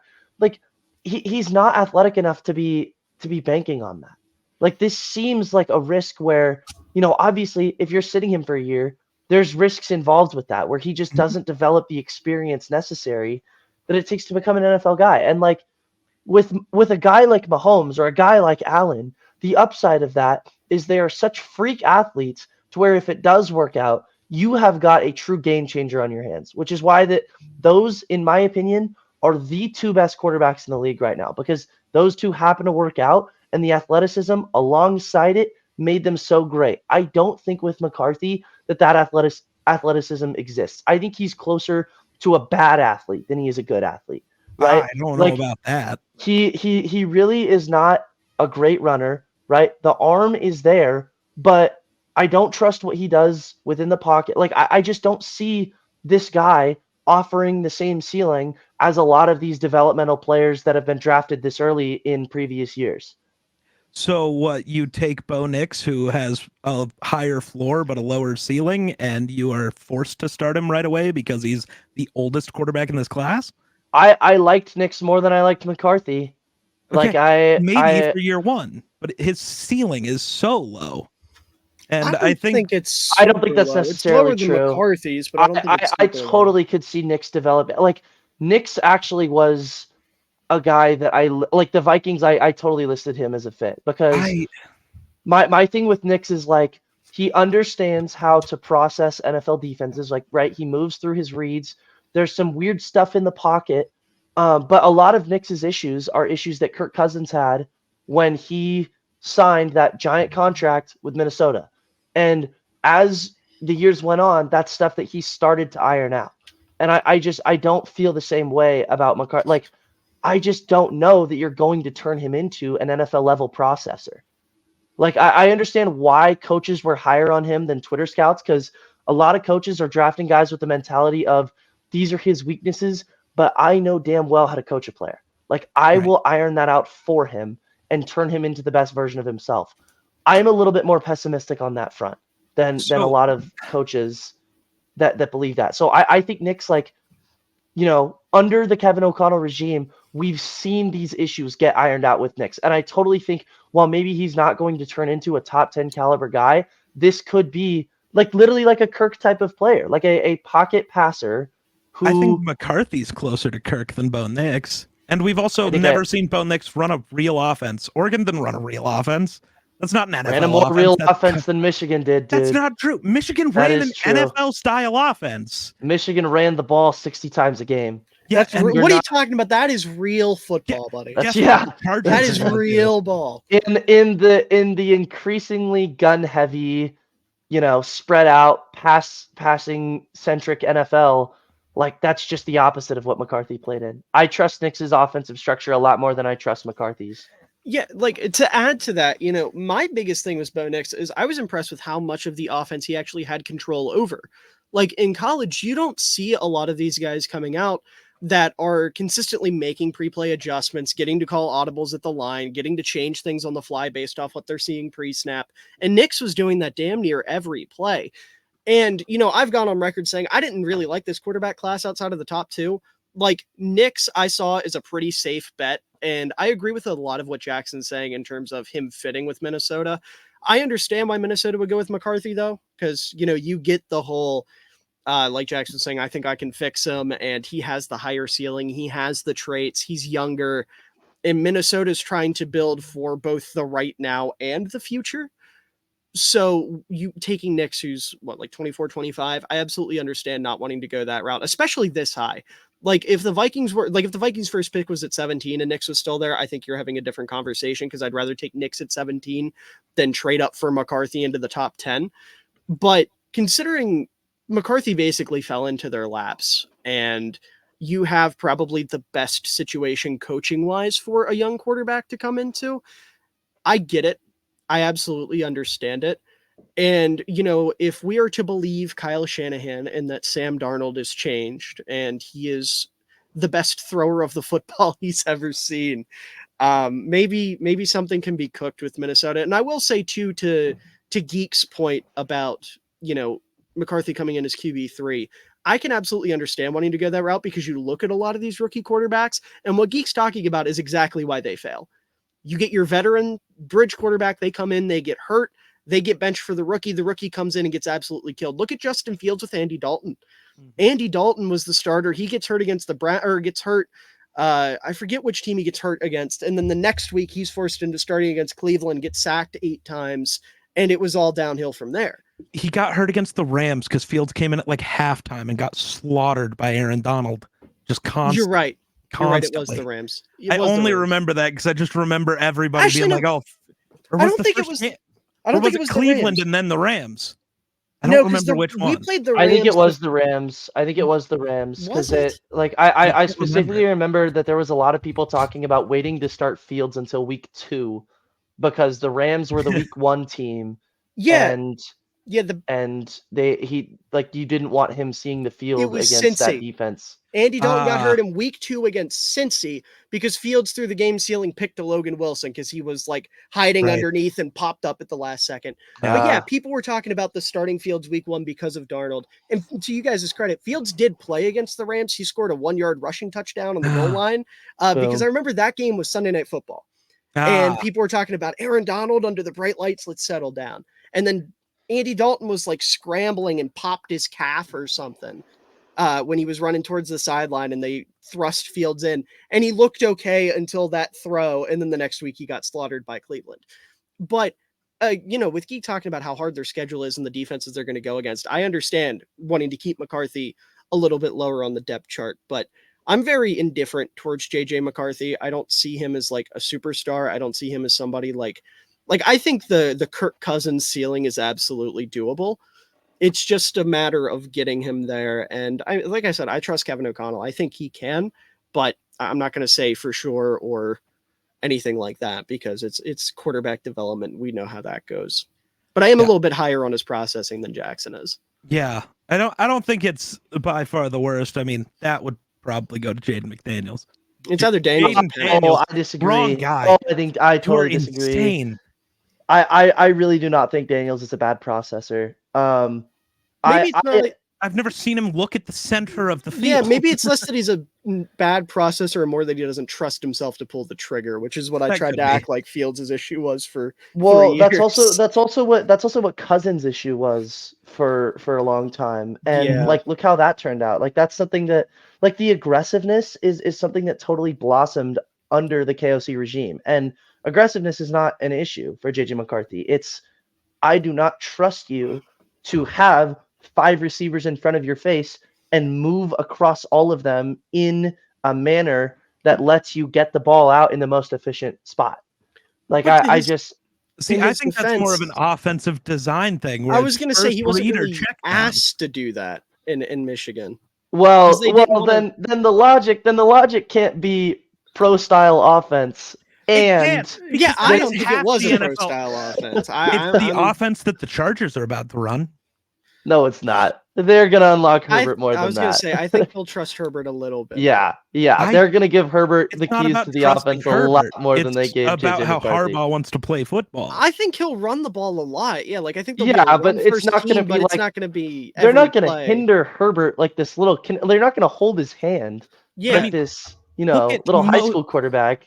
A lot of NFL offenses are first read and then check down, unless your quarterback is like Mahomes or Allen, where they get. Like not really Joe Burrow's offense. Either no, it's not. That is not Joe Burrow's offense. That is the way his plays are designed. That is not Joe Burrow's offense. Incredible. Joe Burrow's offense, he gets the ball out on his first read so quickly because he's so smart pre-snap. So we get to claim it's smart for one guy, but because another guy does it, it's because his offense is not like if you don't see the first read, you immediately move to the check down. His offense is like the same kind of gun spread style, and he often hits the first read because he knows which of the first reads is going to be open every time. If the first read isn't there, he consistently is moving to 2, 3, 4, and then check down. Like it's not like he is just this timid, like a Tua type of player where he is, just like getting his hand held by the structure of the offense. Those are not the same thing. I also this is something I feel like we bring up for everybody else. We talked about it with Drake May. We talked about it with Caleb when looking at flaws and things. Michigan had one real receiver. Yeah. Like it was a 3rd round pick. Yeah, I can get behind that. Like that idea. What do you want him to do? Colston Loveland is going to be a 1st round tight end next year. I think. I'm not giving JJ McCarthy all these excuses and like that we gave to Caleb and Drake May. We can't give it to JJ. Dude, they are running 2 completely different styles. Like Caleb did not go under center practically one play. I understand that. Caleb is emptied out. You are reading things from left to right, and he did not an incredible job, but a pretty damn good job. Like if you chart Caleb's games, it is almost entirely gun. Sure. Like he is not, getting under center, working off of the play action the same way that McCarthy is. No, I agree. I'm just saying when you have Roman Wilson as your only kind of real receiver, a tight end's cool, but we also know how Harbaugh is with tight ends most of the time. That he was blocking a lot. I bet he has a better year Not really. now. No, I mean, dude, their blocking tight end was the guy Seattle drafted. Oh, that's it was fair. Yeah. it was I'm Barner. thinking of the wrong Like, guy. Yeah, You're no, right. Loveland. No, yeah. Loveland is almost like, I mean, kind of a lazy comp here, but he was almost like the Bowers, where it's he's a lot more receiving centric Yeah, of yeah. a tight end. And granted, their receiving I styles know are who very you're different. talking about now. But Okay. yeah, no, Yeah, I I was mean thinking of the the only wrong reason guy. I know so much about Loveland is he's an Idaho kid. Like, Gotcha. we don't have too many guys over here who are 5-star prospects Trust getting me, I get it. recruited Why do by you think I love Michigan. Logan Wilson? Yeah, yeah. Yeah, and Where's then where's Wilson from? Wyoming. He like. Oh, are I you a played Wyoming ag- guy? Yeah, I played against him in high school. I Like did that. not know that. Yeah. Yeah, yeah, Geek's That's in the middle sick. of bumfuck nowhere. Yeah. And then Um, honestly, I mean, I'll even add to it. Like, I didn't hate Cornelius Johnson. I thought he was fine as like a three, like your third option behind Wilson and the kid Jackson's talking about. Like, the point I was more trying to make, like, I don't agree with the lack of weapons thing, but I do agree with the they weren't asking a whole lot of JJ, because Michigan's offense really was run. If you somehow get to third down, which didn't happen often, then JJ go take make a over. play. Go Right, do and something. that's why I like JJ too, because there was a lot of like, I don't want to say the it factor, because I don't want to sound like I'm a fucking 45-year-old at the bar on a Friday night, but like he really did have a lot of those plays where it's like this is where my comp came in. I comped him to Jim McMahon. And that it has like negative connotations to it, because I know Jim McMahon, like post 1985, was not a good NFL player because he stopped caring. But like 1985 Bears Jim McMahon really doesn't get enough credit for how much he did for that offense. Because yeah, it was the Walter Payton show. But if Walter didn't get it done on first and second down, there was a lot of times asking Jimmy to take the ball, run a bootleg, and make some shit happen on the run. Put your head down and run through a defensive player, which Jim McMahon did quite a bit. And JJ McCarthy wasn't running through anybody, but there were a lot of times where he would like try to dive and like make plays himself, or having to make a tough throw on third down. Like, that is why I liked McCarthy, because he was kind of nails. Like, for everything he did kind of have that to him. And yeah, sure, there's a lot of issues, and I still think he's very much a developmental player. 100%. But when you have that to your game, and maybe the more I talk about it, maybe there is some truth to the whole it factor thing. But like when you have that little bit of chutzpah to your game, it's like, okay, that's the tough stuff. That's the stuff that really a lot of guys struggle with. Like Fields wasn't doing that. Mac Jones isn't doing that. Tua's not doing that. Brock Purdy has moments of wasn't doing it at first. I think he's doing it a little bit more consistently now. Like that kind of stuff is what you can't teach. That aggression, that mindset, that I'm going to make this play on third down and nobody's going to fucking stop me. And being able to do that without putting the ball in harm's way often, or turning the ball over and making really dumb mistakes or really dumb decisions. I think that's a big thing.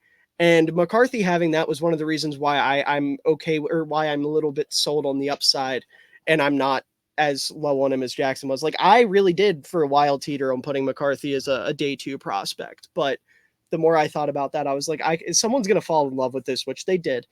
And I thought it was a big win for the Vikings not having to trade up into the top 5 to get McCarthy. Him falling essentially into their laps, I thought was a huge win for them, which is why I like that pick a little bit more. Yeah, they had to give up a 4th round pick to move up and get him, but and at the end of the day, you got to get your quarterback. Saying that it was the Broncos trying to pretend it was them. It was 100% the Raiders. Dude, the Broncos have had the funniest.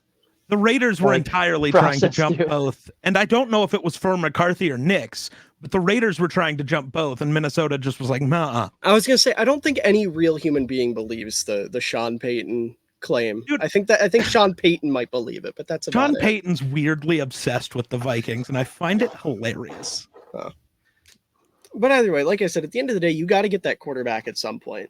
And I can't fault them for going with the guy that they think they can fix too much, especially considering it wasn't a guy I hated. Now, if they had gone the we can fix Penix route, different conversation. I would have quit this show and stopped watching football. I'm not. I think I agree with all your sentiment there, Miller. But to me, it's just like give me the better football player And I get than that. the guy I who do. then like the I understand like those intangibles are that's stuff that coaches are really going to value. But Mhm. for And I me, still think Bo Nix being so old is a huge Yeah. problem. How much more development is left in a 25-year-old? I will say though, to Bo I Nix's credit, he's gotten better every single year of Yeah, his he, college he went career. from I don't think I awful to care about that as mediocre much as you do, in Geek. college. You should. We care about I it for think Penix. well, I care about it for Penix because he's being drafted as this like the same thing that you're talking about with McCarthy, like the guy who Oh yeah, he's being sits on the drafted as bench and is like being groomed from the upper guy. Like Nix is being drafted as an older quarterback as the guy who is trying to be offered a high floor and start immediately. Like those are two totally different roles that they're filling. And so like Sure. I don't really care about the age nearly as much as with Nix as I do with Penix, just based on what they're being asked to do. But I don't know. I feel comfortable saying Nix has a better NFL career than McCarthy.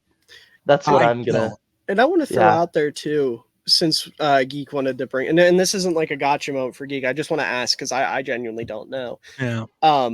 Since you brought up the Michigan not having as many pass catchers thing outside of Roman Wilson, did Oregon have anything outside of Troy Franklin? Like I'm looking at their stats. This I'm Tez actually- He wasn't Johnson kid good, had dude. 1,000 yards. I didn't like Troy Franklin either. I That hated was kind of Franklin. my point. Yeah. But like Tez Johnson, is he any good? Do we know anything about him? Because he had 1,000 yards last No year. idea. He's the dude who's like his adopted brother or something like that. If I'm not mistaken, he's Nix's adopted brother or Really? something like that. Interesting. Yeah. I'm almost positive that's the guy. I don't know. I saw something on like ESPN about it or something. Yeah. 'Cause- I don't watch any college football other than just watching film for the right. draft. And that's why I'm I don't asking know because anybody else. after those two, you had 4 guys who had 400 yards, and one of them was Bucky Irving. So, Yeah, like, I think that there were pieces on that. Like, I mean, you just look at the total number of guys on the Oregon offense that came out. Like, there were definitely pieces on that offense, but not all of them came from the Yeah. pass catching room because it's Franklin, and then other than that, they're highly touted prospects. It's like Nix, Irving, JPJ, like a ton of guys on offense that you need to replace as a program for Oregon. But like, yeah, to your credit, Miller, like, how many of those guys are you throwing the ball to? right.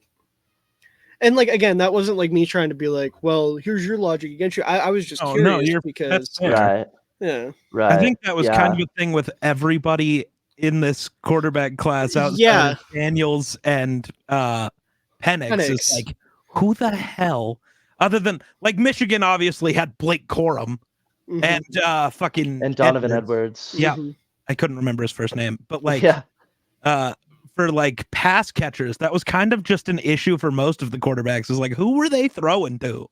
Mhm. Yeah. Okay.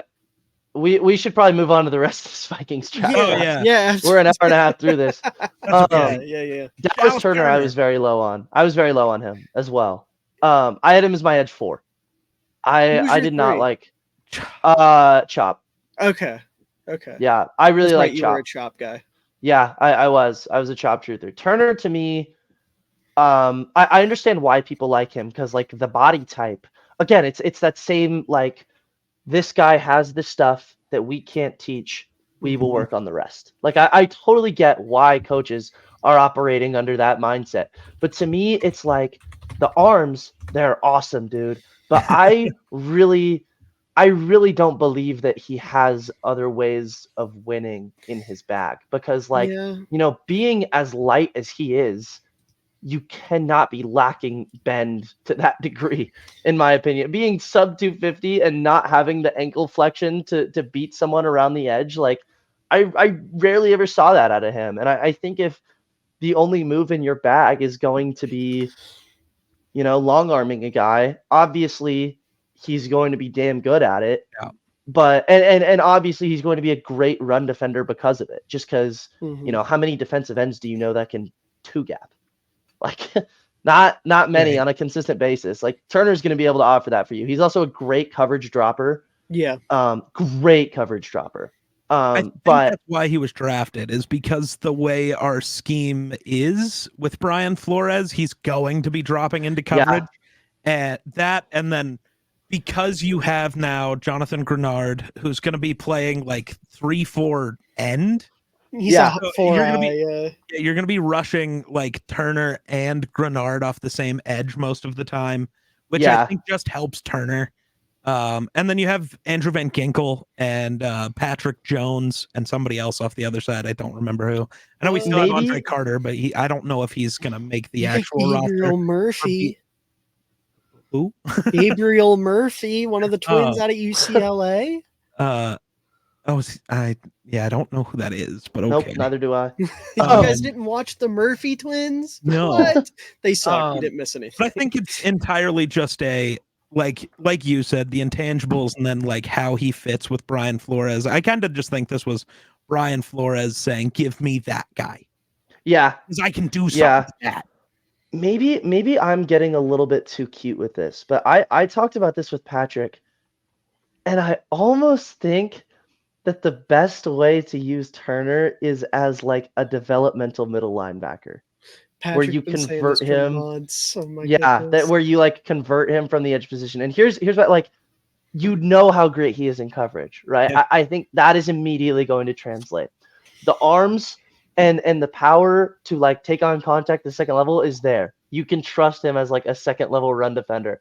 The instincts, right? Like he never. I almost want to do like a reverse Micah Parsons for him, where instead of converting him to full-time edge, they convert him to full-time middle linebacker. And I think that, the athleticism and the like build is totally screaming Mike to me. Him and Ivan Pace as our two inside linebackers would be kind of fun. I would love that. Would be awesome, especially because that makes sure that you can use Pace as like a true coverage will. Yep. Like let him, get back, carry seams. Like that's what he's great at.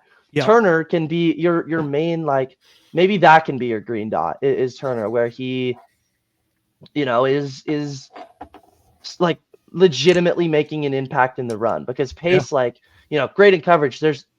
There is one of the two traits between run defense and pass defense that he is a lot better at. Oh yeah, just because of his builds. Pace has always been like London Fletcher to me, where like he's good in the run game, but like he will get bullied. That will happen. Right. And like at Turner's side, like he's light for an edge, but he's already heavy for a linebacker, and the movement skills there. Like I worry a little bit going sideline to sideline, but I think the ceiling is high enough with it that I could totally see the vision for that. But in terms of just a pure edge, like I really did not love Turner. I just don't think he has enough. Like I love a guy with a big bag, which I understand is not how everyone wins in like at the edge position. And if he is damn good at just long arming people and sticks with that, then fine. But I don't know. I like guys who have different methods of winning, because if you shut down that one thing, granted, it's a really damn hard thing to shut down. But if you do, you can totally remove him from the game, as opposed to like, I know that this isn't fair to the Vikings because this guy was not on the board at the time, but like Alatu, where he can beat you in like every single regard, even if none of them are as strong as like a Dallas Turner bull rush. I don't know. I worry about what he's going to offer as a pure pass rusher, which to me is, I understand this might not be the same train of thought for Brian Flores, but to me, like that is the most important thing you need to be looking at. And every other secondary aspect of playing edge rusher, he's going to offer to you at a very high level, which should definitely be taken into account. I just don't know. Like, I don't think the pressure rate is really going to be there at a consistent basis. I agree. I 100% see it as just Brian Flores doing I was able to get, one of the highest pressure rates from my team, where we had one player who was any actual good at rushing the passer. And now we've added other good pass rushers, Grenard, Van Ginkel, all of those guys. So it's like Turner helps with that. Obviously, he's not Danielle Hunter when it comes to rushing the passer, but he gets to do something that Hunter couldn't, which is be actually serviceable when he has to drop into coverage. And I think this is just Brian Flores going, this is a toolsy guy that I can do a lot with. Yeah, I think it's fair. Which, Yeah. like, again, I can't blame coaches for operating off of that mentality, but it's just not the way I would have drafted things. That's fair. My question is, what would you have done there? As if you moved up to 17, or even if you stayed at 22?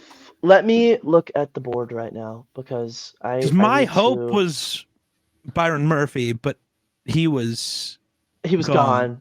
Right. And edge certainly was a need for them. Yeah. I understand why they didn't go. I think I would have preferred Chop, honestly, and I understand why they didn't, because maybe he doesn't. I'm not saying Verse, because Verse and Turner are two completely different players. Yeah. But I think a guy in the secondary also would have been a nice add, like a Terrion Arnold. That to me would have been really nice. I think, a Nate Wiggins as well.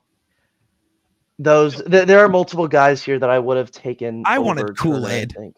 but also I see why we didn't. I'm not a big fan of him. Really interesting. Yeah, I think mainly I didn't have cover. My rationale for Kool-Aid is very different than like what a lot of people who don't like Kool-Aid. I didn't have concerns about his coverage. I think with Kool-Aid, like, he is the worst run defending secondary member I've ever turned the tape on. Fair. And like, being a Seahawks fan, seeing the disparity between Spoon, is going in there like cracking guys in the face as an outside cornerback and a slot cornerback. The disparity between him and Woolen, great coverage guy, he got benched midway through the season, coming off a defensive rookie of the year campaign, just because he was not making plays on ball carriers. And that's something I've started to value more and more. And so I had a second round grade on Kool-Aid. So like going where he did, I think is very respectable.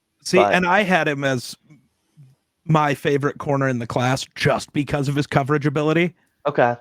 Entirely based off that. Because when I look at it, if you have a true number one corner who can truly just lock guys down, as long as he's locking down that number one receiver, I'm less worried about him in the run game. Right. Whereas so my thought was every other defensive back on the Vikings is good against the run. So if he can just go be that shutdown on this side, then cool.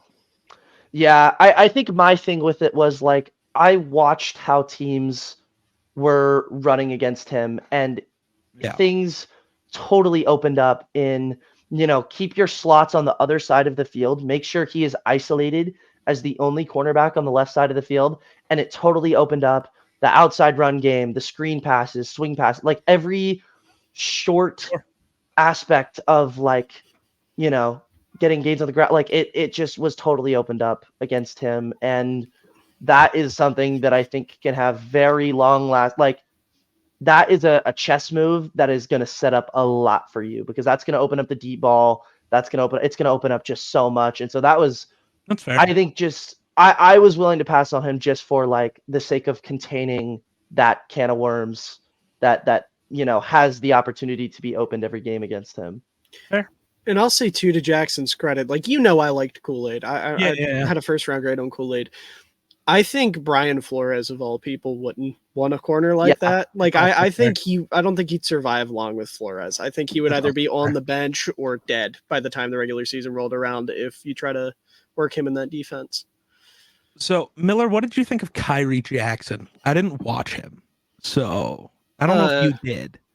Well, Jackson was the one talking about the draft class, so I'll let him talk first, and then I have very few thoughts on their day three. I am a Jurgens fan. I will say that. I think seventh round for Jurgens is really good value. But you're telling me you didn't turn on the Texas A&M Commerce tape?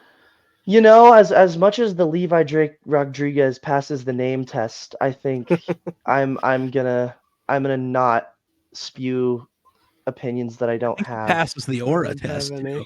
He passed that's all the you aura need. test. So did Brock Purdy, and out of a 7th round pick. Yeah, aura's all you need in the 7th round. Yeah, exactly. But yeah, I liked Kyrie Jackson. I thought he's a perfect fit for what you want with Flores. He's a corner that's going to mug guys at the line of scrimmage, and he's actually a pretty solid run defender as well. So like for what Flores wants and what your secondary needs, I thought he was a really, really good fit. And if I'm not mistaken, I had a decently high, third round grades. So he was my CB11, if that tells you. And he went in the anything. 4th round, so Yeah, no, I thought it was good value. He Good reminds there. me a lot of like an Akello Witherspoon, but like Ooh, if that's a good Akello, pull. yeah, but like if Akello Witherspoon was just like a little bit better, like he's like Super Saiyan Akello Witherspoon almost. Okay. But no, I liked that pick a lot for them. And then, yeah, I'm with you. I don't have it. Walter Ruse is fine. So I think He'll it be a was decent very swing tackle. interesting. I saw the Vikings have like slowly been releasing clips of them in their draft room. And right after the Kyrie Jackson pick, like Quessie's sitting there wondering if he should trade up because he's like, if we can end this draft with Ruse, the kicker, and Juergens, we've won.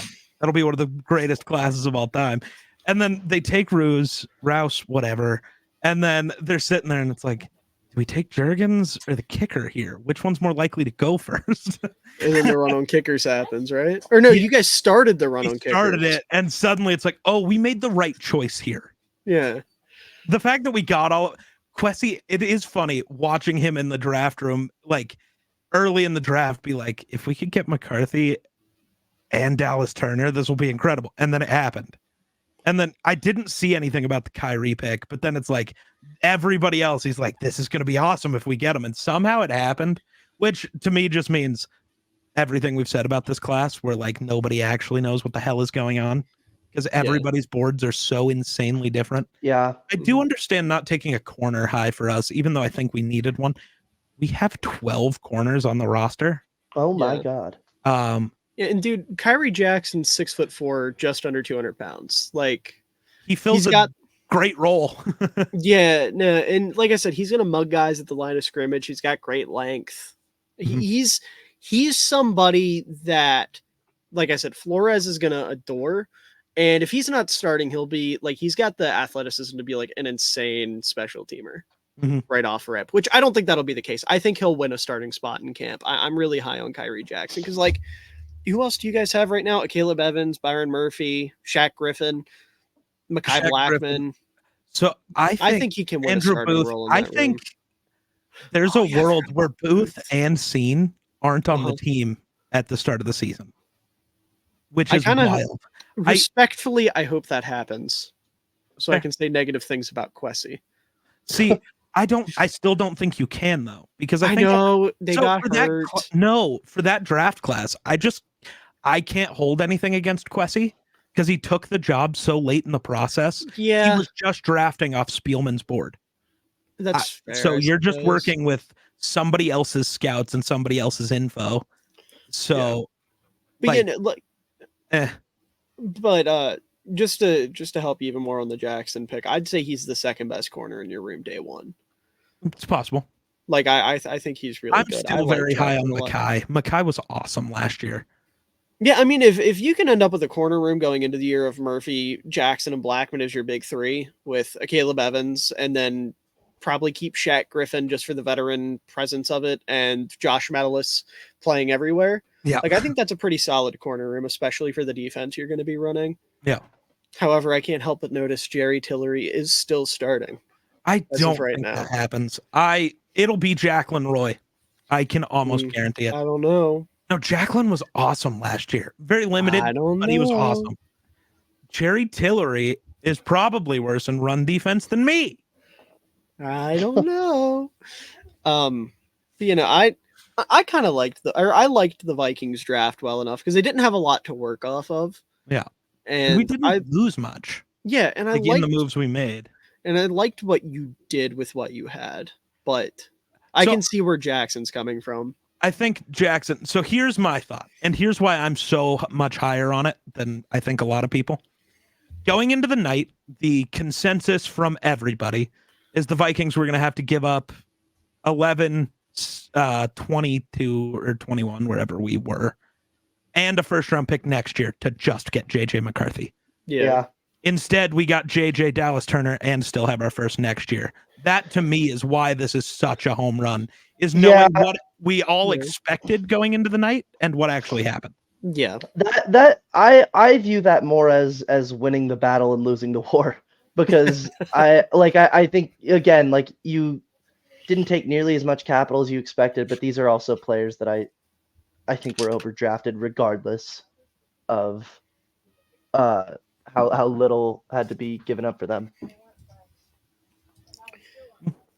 I was gonna say something. Geek, what was your least favorite draft class here? Unless anyone else has anything they want to add about the Vikings.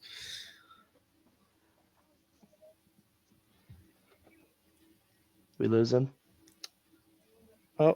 Oh yeah, he's frozen. I thought he was just making that face. Nope. No, I think we lost him. Yeah, I think we have All right. lost. You want to go then, Miller? Yeah. I was kind of hoping he would take one of mine. I was doing the thing he did last week. Gotcha.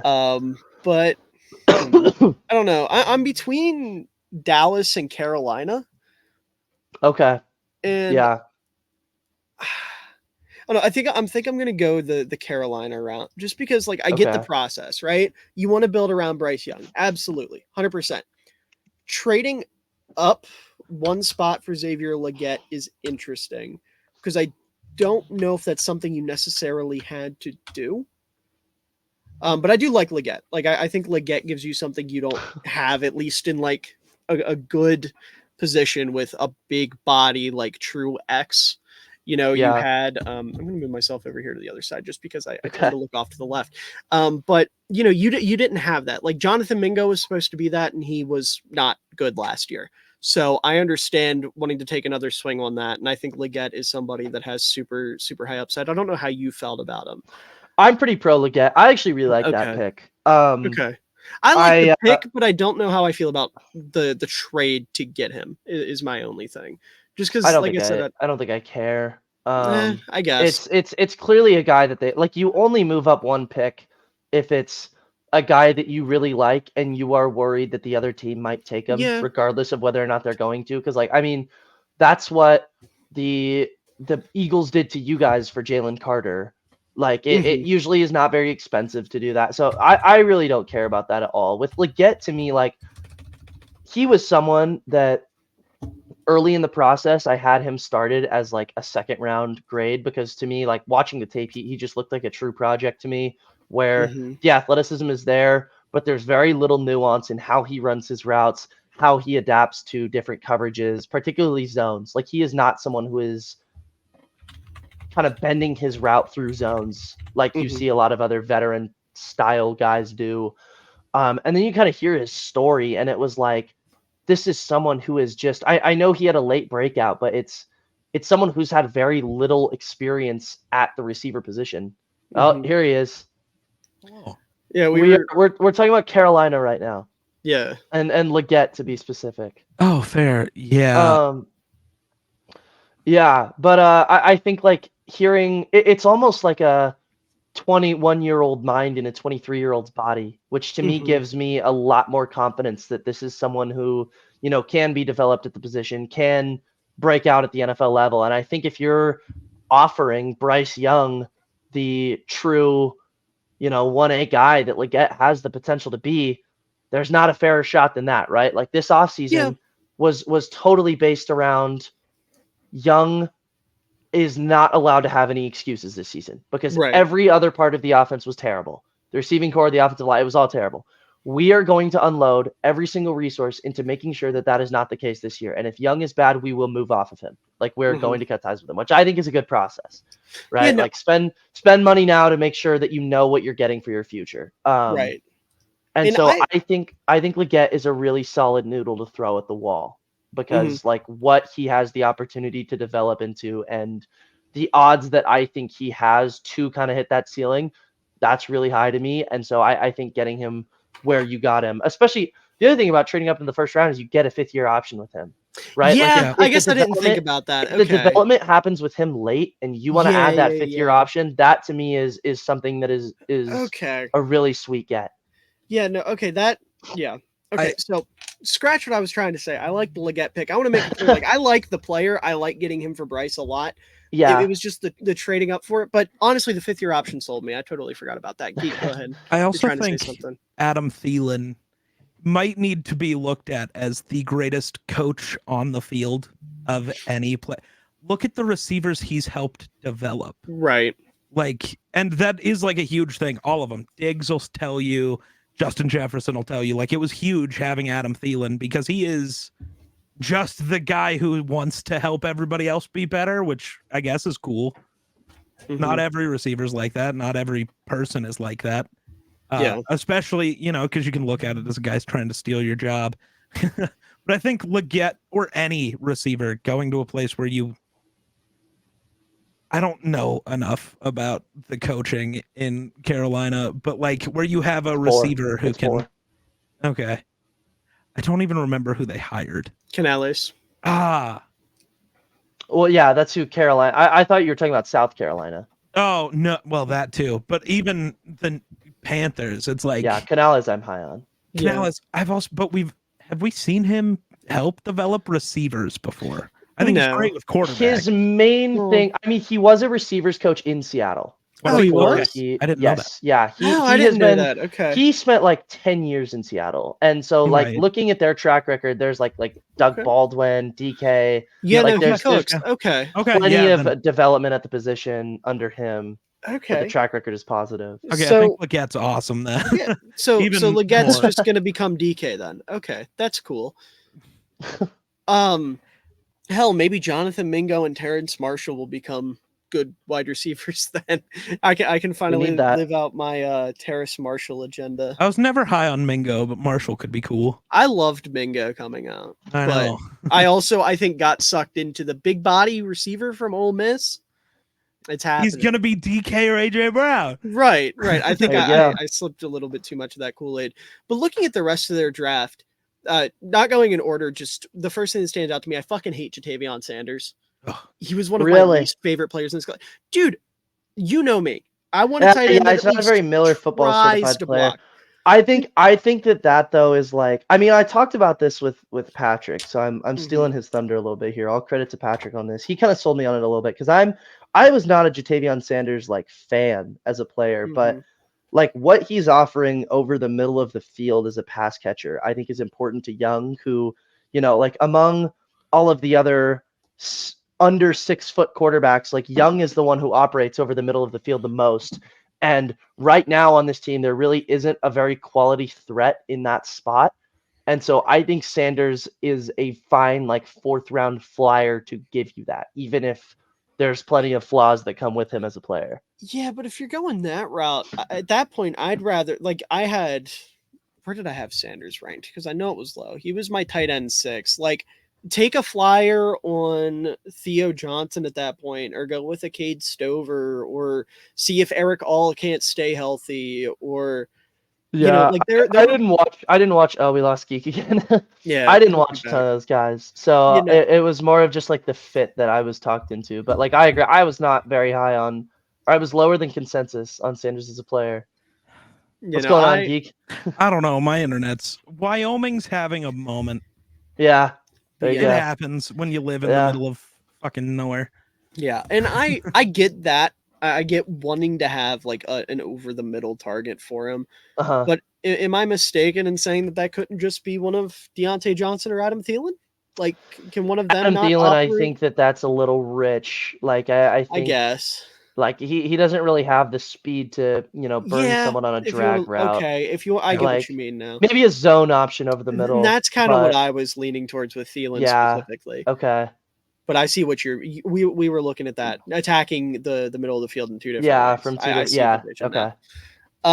But even then, like I just think there were better tight ends available, and again, it's one thing if a tight end isn't good at blocking. If they try, like if he was going out there and he was getting his hands up and DNs were just tossing him to the side, I could be like, you know what? At least you can work with him. At least you can be like, hey, he's got the aggression, he's got the drive, he's got the whatever. Jatavion Sanders, I don't think I've ever seen a player care less about blocking, and they have Deontay Johnson on their football team. Like, that worries me, especially when you're spending a second round pick on Jonathan Brooks, where I like Brooks as a player, but you got to worry about the health. He's coming off a big injury, and the money you have, or the money and the investments you've made already at the running back position, like you have a bunch of money wrapped up in Miles Sanders. I get it. He sucks. You don't want to play him. I'm all for that. But Chuba Hubbard's looked good. They ended up signing Rashad Penny, which if he can stay healthy, maybe he can be a decent RB2. I just feel like they could have went a different direction in the second round. Because if you really wanted that over the middle threat at tight end, take Sanat in the second. Right. And then, draft a running back a little bit later, because the backs fell in this class. Like, you could have very easily, I'm not going to say they should have taken like Braylon Allen, because I feel like him and Chuba Hubbard are a little, they cancel each other out. But just to double check myself here, I think Will Shipley went before. He went the fourth. Yeah. Dude, take Sanat in the second, take Shipley at the top of the fourth. Like, I would have much rather have seen Carolina go that route. I think that would have been way better. I think I have my disagreements with that. Brooks, to me, I think Brooks is the best running back that they could have gone with. And Miller, you are right about well, look where every other running back went. Like, that says something. One of two things has to be true. The entire league thought Brooks was a round ahead of every other running back, or the Panthers drafted him earlier than he probably could have gone. Right. And to me, it's likely the latter. I had the exact same thing when the Steelers took Pickett in the first round. Mm-hmm. And again, that one, I was yeah, that's probably the latter. Pickett is not worlds above these guys. And so, maybe they overdrafted him there a little bit, but I do think that he is the best player at the position who could have fit with Carolina. Like you said, Braylon Allen and Chuba Hubbard in the same room. It's a little bit redundant. Mm-hmm. Bucky Irving, I think you're a little bit worried about what he is going to offer as a true is he going to stay on the field enough to fill his role? Because he's a small running back, dude. Yeah. I'm a fan of bigger guys at the running back position. I think Brooks is you want a guy to at least get close to that 3-down role where, maybe you're pulling him off in goal line situations for Chuba. I think Brooks is probably the best guy to fill that role.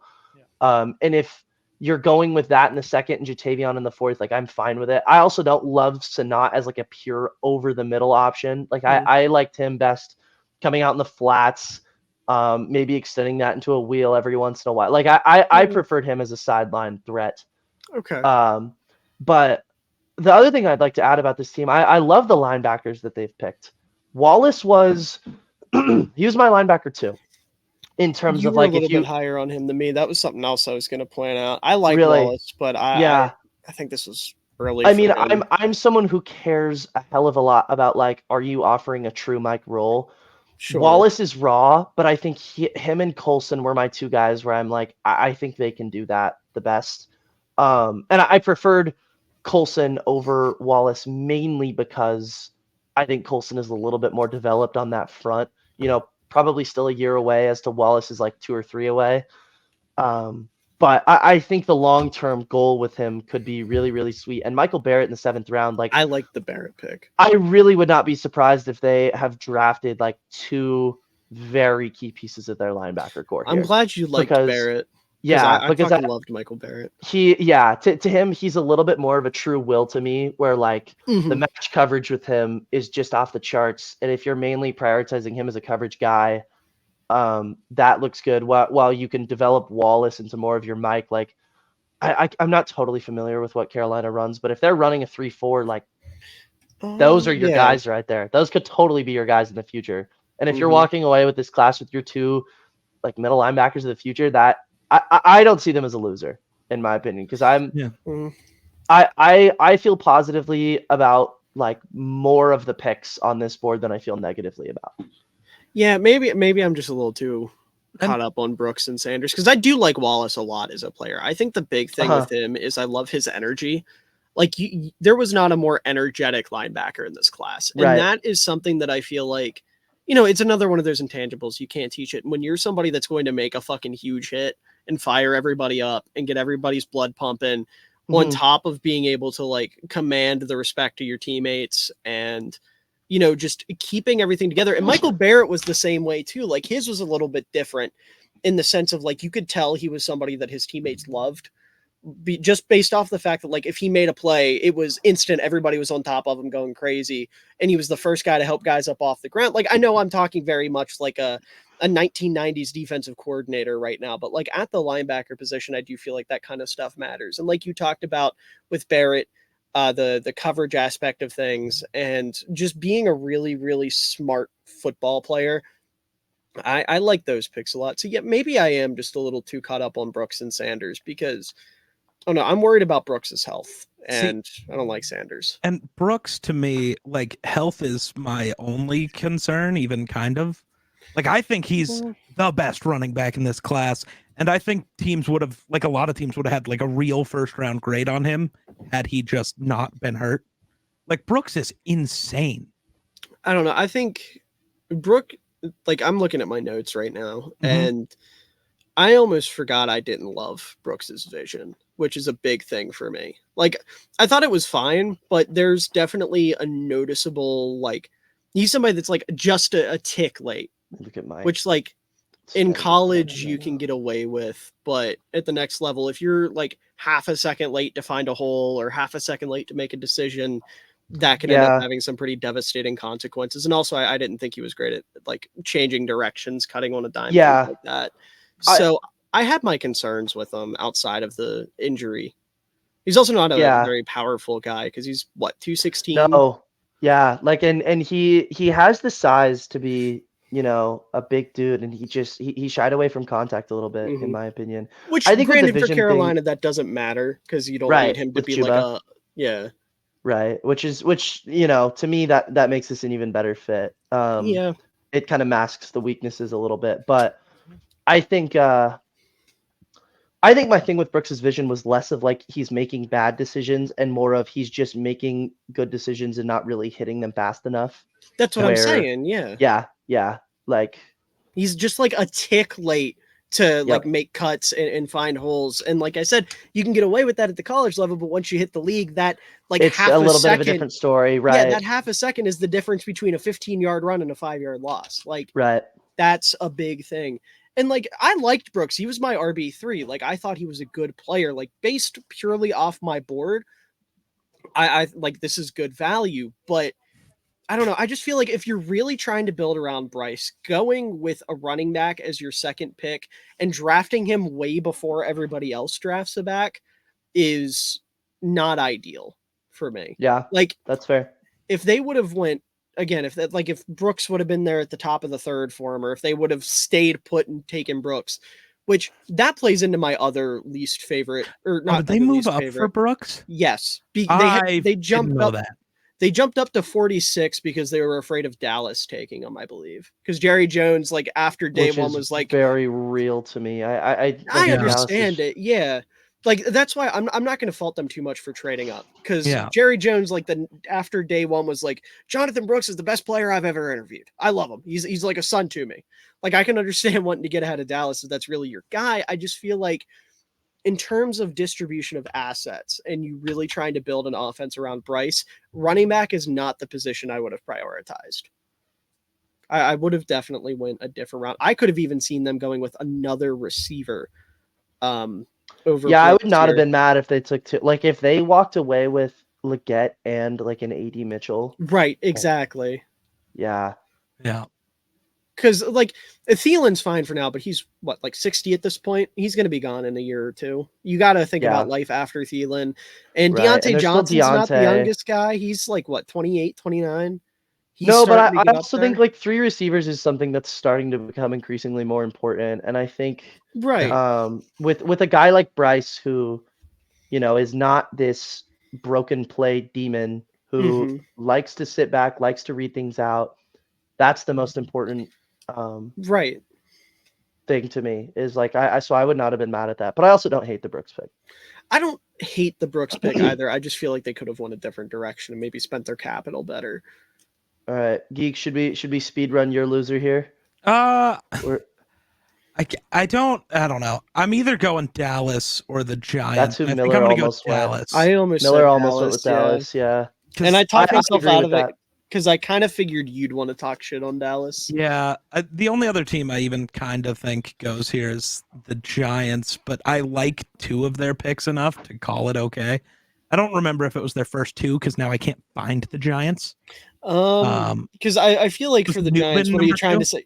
Newbin was their second pick. Yeah, Yeah, they so went. I think I Naders liked and the Newbin is Giants awesome, draft a lot. and then I but- don't actually know everybody else, which is part of my problem. Yeah, no, I I didn't liked watch their any of draft them. quite a bit. But yeah, Dallas, it's tough. I liked Guyton a bit, but I feel like they had a lot of needs, And they and traded back. No, I Yeah, don't they know- did. That was yeah. they were the team who Detroit moved up with to get Arnold. yeah, which is kind of weird because Dallas's corners aren't great. I don't like Bland. Diggs I is really, good, but I really like Diggs, and I think Bland suffices as a cornerback too. Like I think their corners, I would not have picked a corner for them in the first round. I think offensive line or receiver would have been the right position, just because, Well- like with the departure of Tyron Smith, and it's like on the receiving core, it's CD and who, right. right? they still got Like, Brandon Cooks, I think. Yeah. Geek, do me I a can't favor even real remember quick. if that's Look true or up not. Dallas's depth chart on ESPN once. That might help, honestly. I don't think it will. You don't think it will? huh? I'm gonna do this too. No, not for like.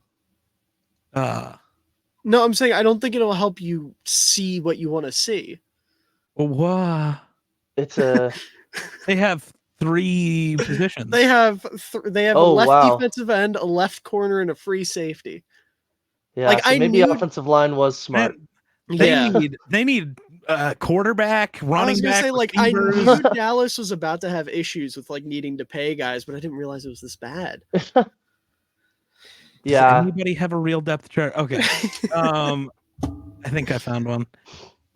I mean, Dallas is in such a weird spot because, like, Mhm. yeah, they needed O-line. I think, honestly, what they really, really probably needed was to go, like, JPJ or a I center. understand Yeah, 'cause why they don't teams have passed on him though. I think tackle was fine. I don't love Guyton as a player, but I think Uh-huh. like going the tackle position was fine. JPJ, Yeah. like I guarantee you, fell due to injury concerns. Oh, yeah. That was and- the main thing I think on teams boards is like why he wasn't quite there. Mhm. Because dude, I don't know about you guys. I was so high on JPJ. Yeah. I had him graded as the 4th best player in the class. I had him Um, in the top 10. I don't remember I Yeah, didn't have I him loved nearly him. as high as you guys did. I think Really? I had him top 20.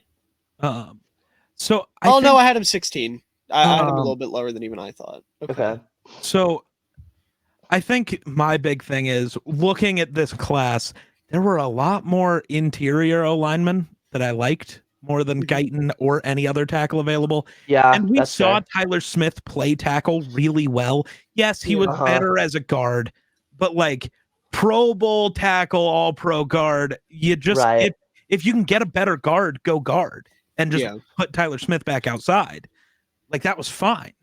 Yeah. So I think Guyton just doesn't make the most sense because there were better players for the interior and you can just move Smith outside. Yeah, I wouldn't be shocked if this works out for them because I Oh, think yeah. the Guyton pick it's very similar to the Smith pick in where it's like Mhm. Dallas adding a developmental tackle, like we've seen that work before, and obviously the last time this happened it totally worked for him, and so I Yep. think like Dallas is a great team that I'd like him to end up with, but Yeah. 29th overall is like just not where I had him as a player. Like I think that's still overdrafting him a little bit. Yep.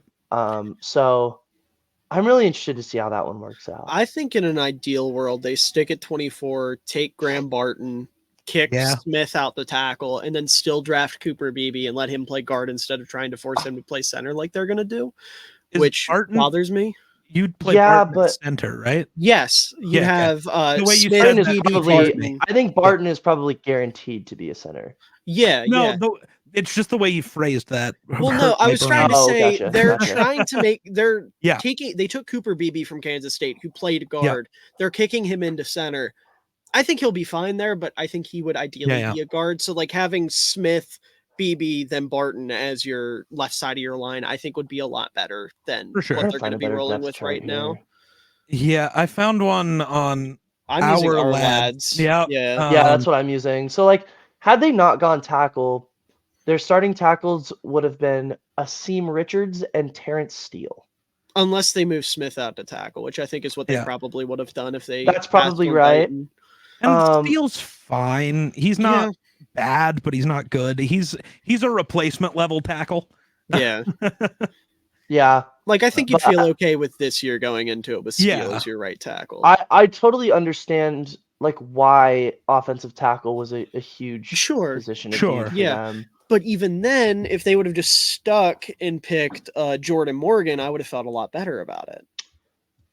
But I don't I like don't know them. how I feel about Morgan right now, actually. I like Morgan more than Guyton. But like Yeah. the big thing for me is I just don't love that they traded down. Like, I think they should have stuck at 24. Like, I get adding assets is great, but I think you pigeonholed yourself trading down, and that's never a good thing. Yeah. It's also just, I don't know, their defense is gonna need some help still. Because Well, they drafted Marshawn Nealand and Maris I Luafau. I don't know Luafau. I didn't watch wasn't a big Luafau. Nealand fan. I at liked all. Nealand. I did too, but I didn't love him as a second round guy. Yeah, That was a value's little rich bad, for me. but I like the player. And Yeah. then like receiver, they really could use They a just- third receiver. Jalen yeah, Colbert like- cannot. That's awful. Yeah, no, I really Yeah. think that I would have loved them adding one of the second rounders. Like if you used the capital that you got in round 1 for the trade back to move up back in like move up from 24 into somewhere deeper in round 2. Go one of the guys that like look how many great receivers went off the board in round 2. Imagine they Like would have it's- traded up for AD Okay, and had AD right. and CD. Like, Yeah. 8, that would be nuts. But it's add AD, keep Cooper BB, and then like get any like when did Booker go? If Austin you really Booker? wanted to go edge, yeah. 5th round, Fifth. Yeah. 155. So go Booker anywhere else, and like this is way better. But instead, we're like Guyton, which is like an okay pick. And if the rest of the board had been good, no one would care. Right. But Guyton, to me, Guyton and maybe BB are the only two that I see I that love I'm the like, BB pick. I don't This love that they're playing will in work center, out. but I love BB. are they gonna? That's tough. That's what it's looking like. Oh, he is. They have him listed as a a center. backup to Brock Hoffman. Which Well, no I think shot. that's just, Yeah. going through The rookie process. tax. Yeah. Right, exactly. I really like the Kalen Carson pick too. Like, I was a big Kalen Carson guy. I love adding somebody who's a little bit different than Bland and Diggs, who were very much like, ball hawk kind of.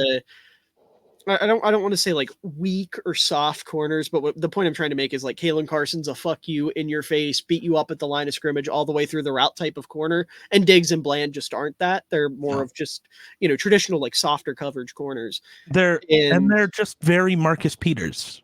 Right. So I liked I'm gonna win or you're gonna win. There's never gonna be like Right. just good coverage. It's either big play for you or big play for me. Yeah. And I just noticed Kalen Carson's wearing 41. I think that's fucking awesome. I love that. A corner wearing 41 is cold. But like Byron Maxwell. Yeah, but like Luafau, I didn't watch, but there were linebackers on the board that I still really liked. Yeah. Flournoy I liked, but I don't like him being the only receiver you walk out of the class with. Like, that's tough for this Dallas team specifically. Now I want to know who got picked after that. If you want to say they didn't want to make a pick before that on a receiver. Brendan Rice, Taj Washington, Cornelius Johnson, Devon Vele. Hold on, we're talking about after Flournoy, right? Yeah. I just want to make sure. Yeah. Taj Washington was still there. Yeah. It would have been an awesome 3 for them. But I get Flournoy. He's more of like your over the middle type of guy, and I'm okay with that as like a slot. But I don't know. The point I'm trying to make, or the point I'm trying to make with that is just they needed more than one receiver out of this And class. they needed, I don't know, they needed more just talent, I think. I'm not huge on much of what they did. And Dallas is kind of not in the best spot as a team right now. Yeah, because you got to They start needed getting help. younger. You got to And start the way that they're kids in this handling the roster. Dak situation is also very, very bad to me. Yeah. To me, this is just exactly like the Bills, where it's like maybe not the worst actual draft class, but I just hate like you needed a lot more out of this because you're still trying to be a contender, but your team has lost a lot of talent and you just didn't get what you needed to like replenish your roster. Mm-hmm. That's just kind of my view with why I'm not a huge fan. And then also, like, I'm gonna say it because no one else has yet. They didn't take a running back, and like, I know it wasn't a wonderful running back class, but No, but it's a huge need. You've But got they Right. should have, yeah. like There listen, were guys like I would have liked a Dude, Braylon pick for them. you're rolling in with Zeke as your starter, dude. That's bad. Yeah. Zeke, Rico Dowdle, much The love to Deuce year of our Vaughn, Lord 2024. but Royce Who would've Freeman, thought? Snoop Connor, Malik Davis, Nathaniel Pete. I mean, I will go on record right now and say the best pure runner of the football they have on their roster is their fullback, and that's not a joke. I wholeheartedly believe Hunter That's just Luepke is 'cause a Zeke's better old. runner of the football. Yeah, I mean the current Zeke. Yeah. Like, I'd love it if Zeke had a bounce back year, but when's the last time we saw a running back go from Dude, he's bad wearing to just 15, he's juice it cooked. again? Yeah.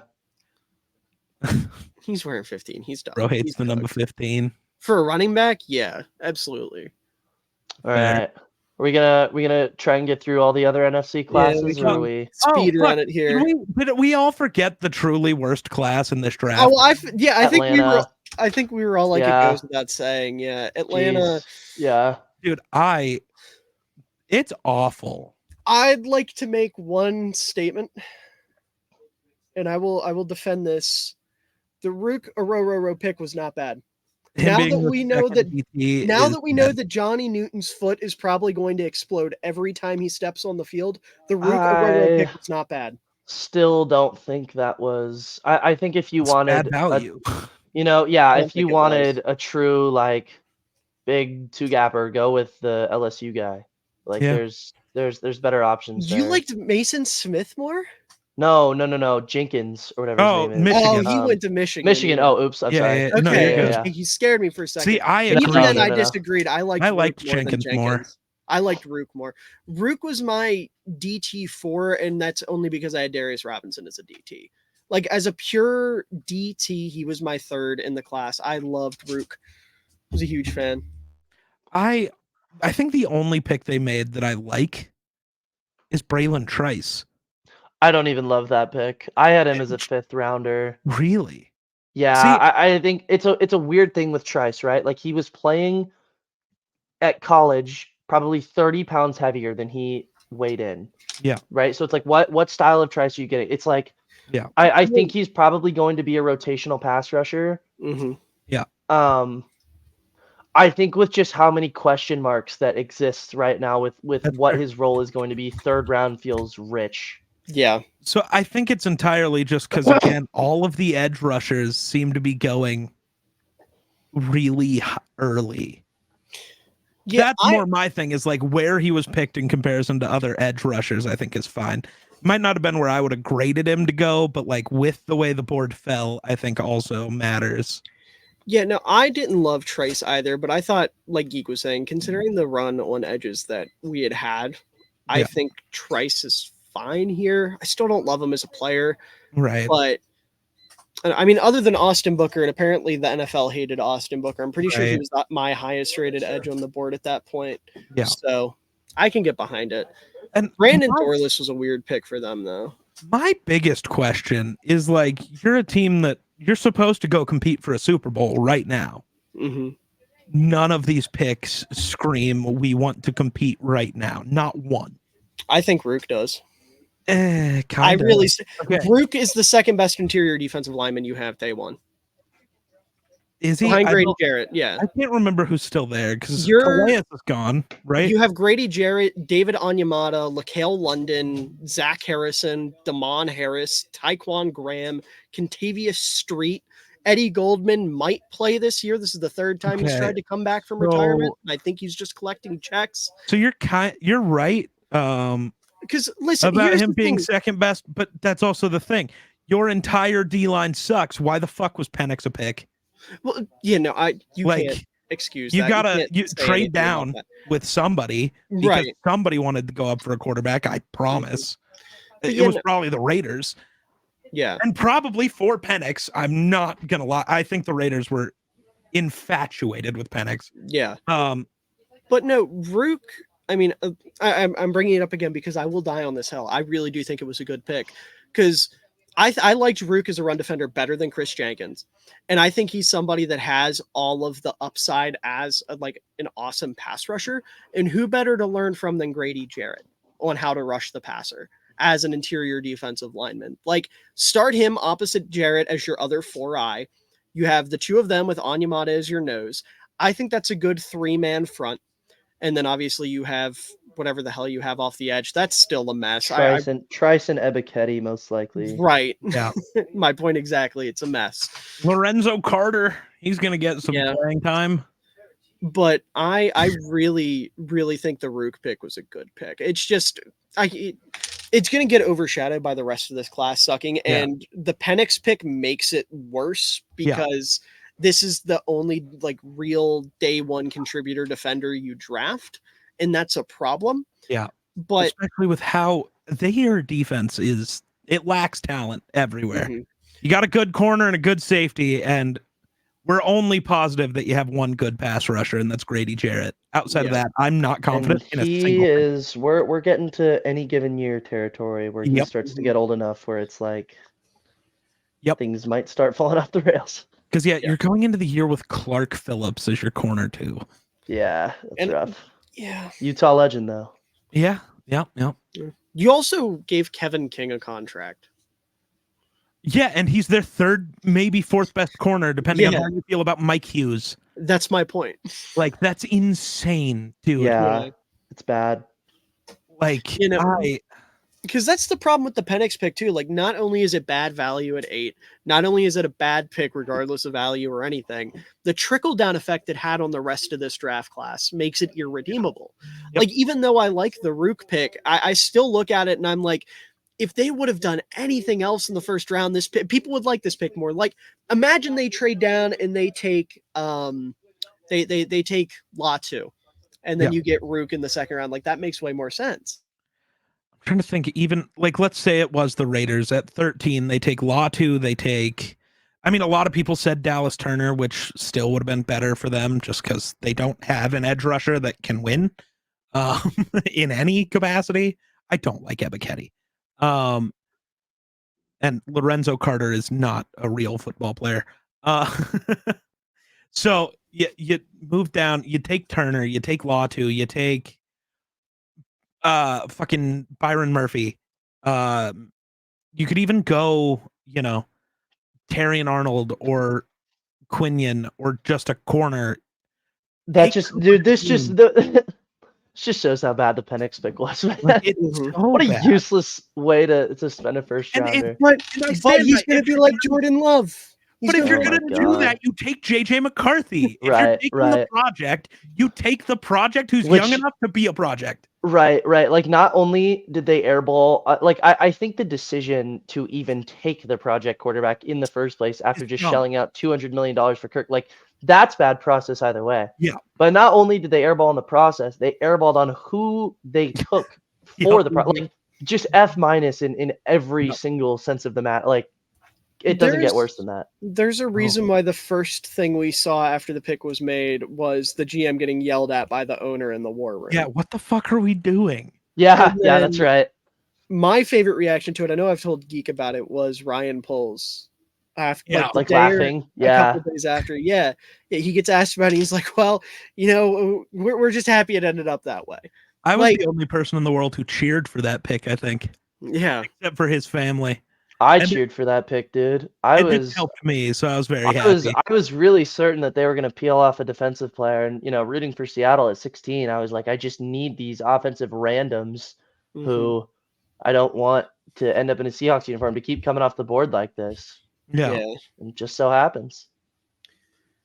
Yeah, But I guess speaking of sorry. Seattle, Yeah. let's go there real quick because Okay. All right. that's your team. Let's Yeah, we talked a about little you. bit about it in the last episode, so I'll try Yeah. to be not too much of a broken record. I thought it was good, not great. Yeah. I was not nearly as high on Murphy as a lot of other people. I think I had a late first on him. And so having him as like the second defensive player off the board, a little bit rich for me. But I totally understand like why the demand for him is there. Because, him and Leo Williams, if you're basing yourself in nickel, him and Leo Williams are going to be some total snap eaters. And I'm a lot more familiar with what Carroll wants on defense than I am with Mike McDonald. So I don't totally know like how much time you're going to see out of, Jaron Reed, Draymond Jones, or like whether or not they even make the team, which I think is a very real possibility that both of those guys are gone. But I mean, it is a first round talent here. Like the power on him is awesome. I am not nearly as high on his run defense as other people were. But one thing I've really come to find about him ever since we've drafted him, just from following him on social media, is like this dude has aura. This dude's sick. Yeah. He's really good friends with Big X the Plug, who's a rapper. If you guys don't know, yeah, dude, Murphy has aura, which I'm excited about. I want to ask real quick before you move off this, just something that Okay. caught my ear and I can't get over it. Is Leo Williams a thing? I've never heard anyone call him Yes, Leo before. It is. It is. Really? Yeah. Huh. Yeah. Very, very much a thing. Huh. I don't know I've if never it's heard that before. preferred to Leonard or not, but I've Mhm. heard so many people call him Leo. Yeah, I've never heard that before. Yeah. That's interesting.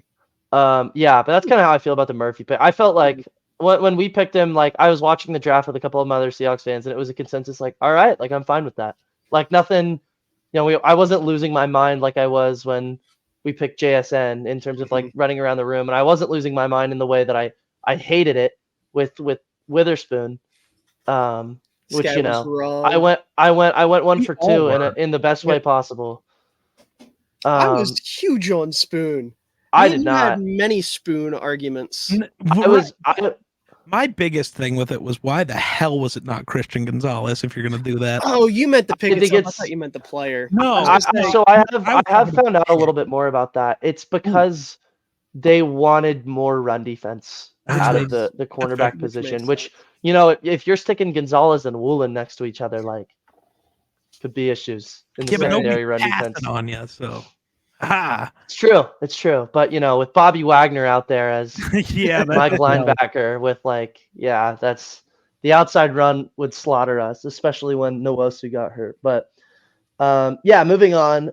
Haynes, I think, was a pretty good pick.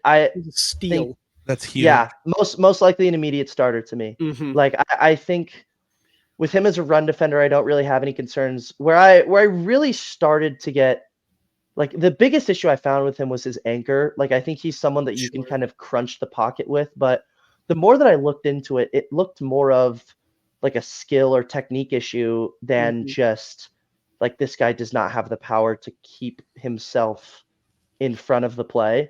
Right. And that to me is a lot better of a problem to have, because like it's, sometimes he'll get late hands on, sometimes he'll put him in a bad spot. And while he won't totally lose the rep, he's, getting pushed back in the direction of the quarterback, which will cause a pressure.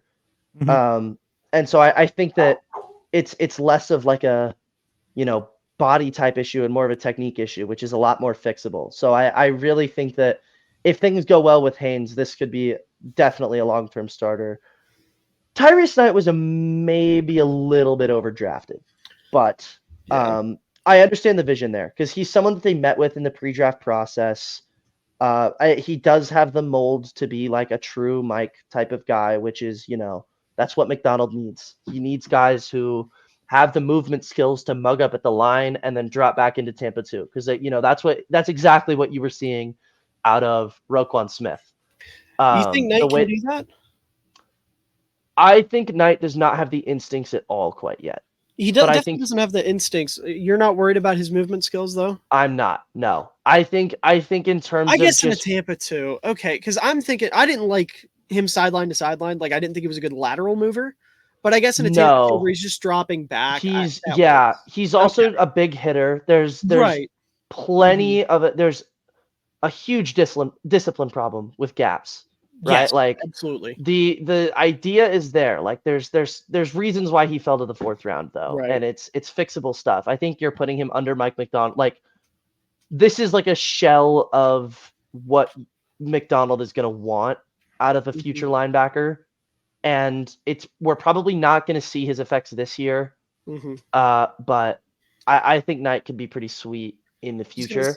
Because I saw him as more of a Sam backer for that reason. But I guess if we're talking like a pure Tampa 2 dropping backward, that makes sense. Because I saw a lot of a Landon Roberts in his game.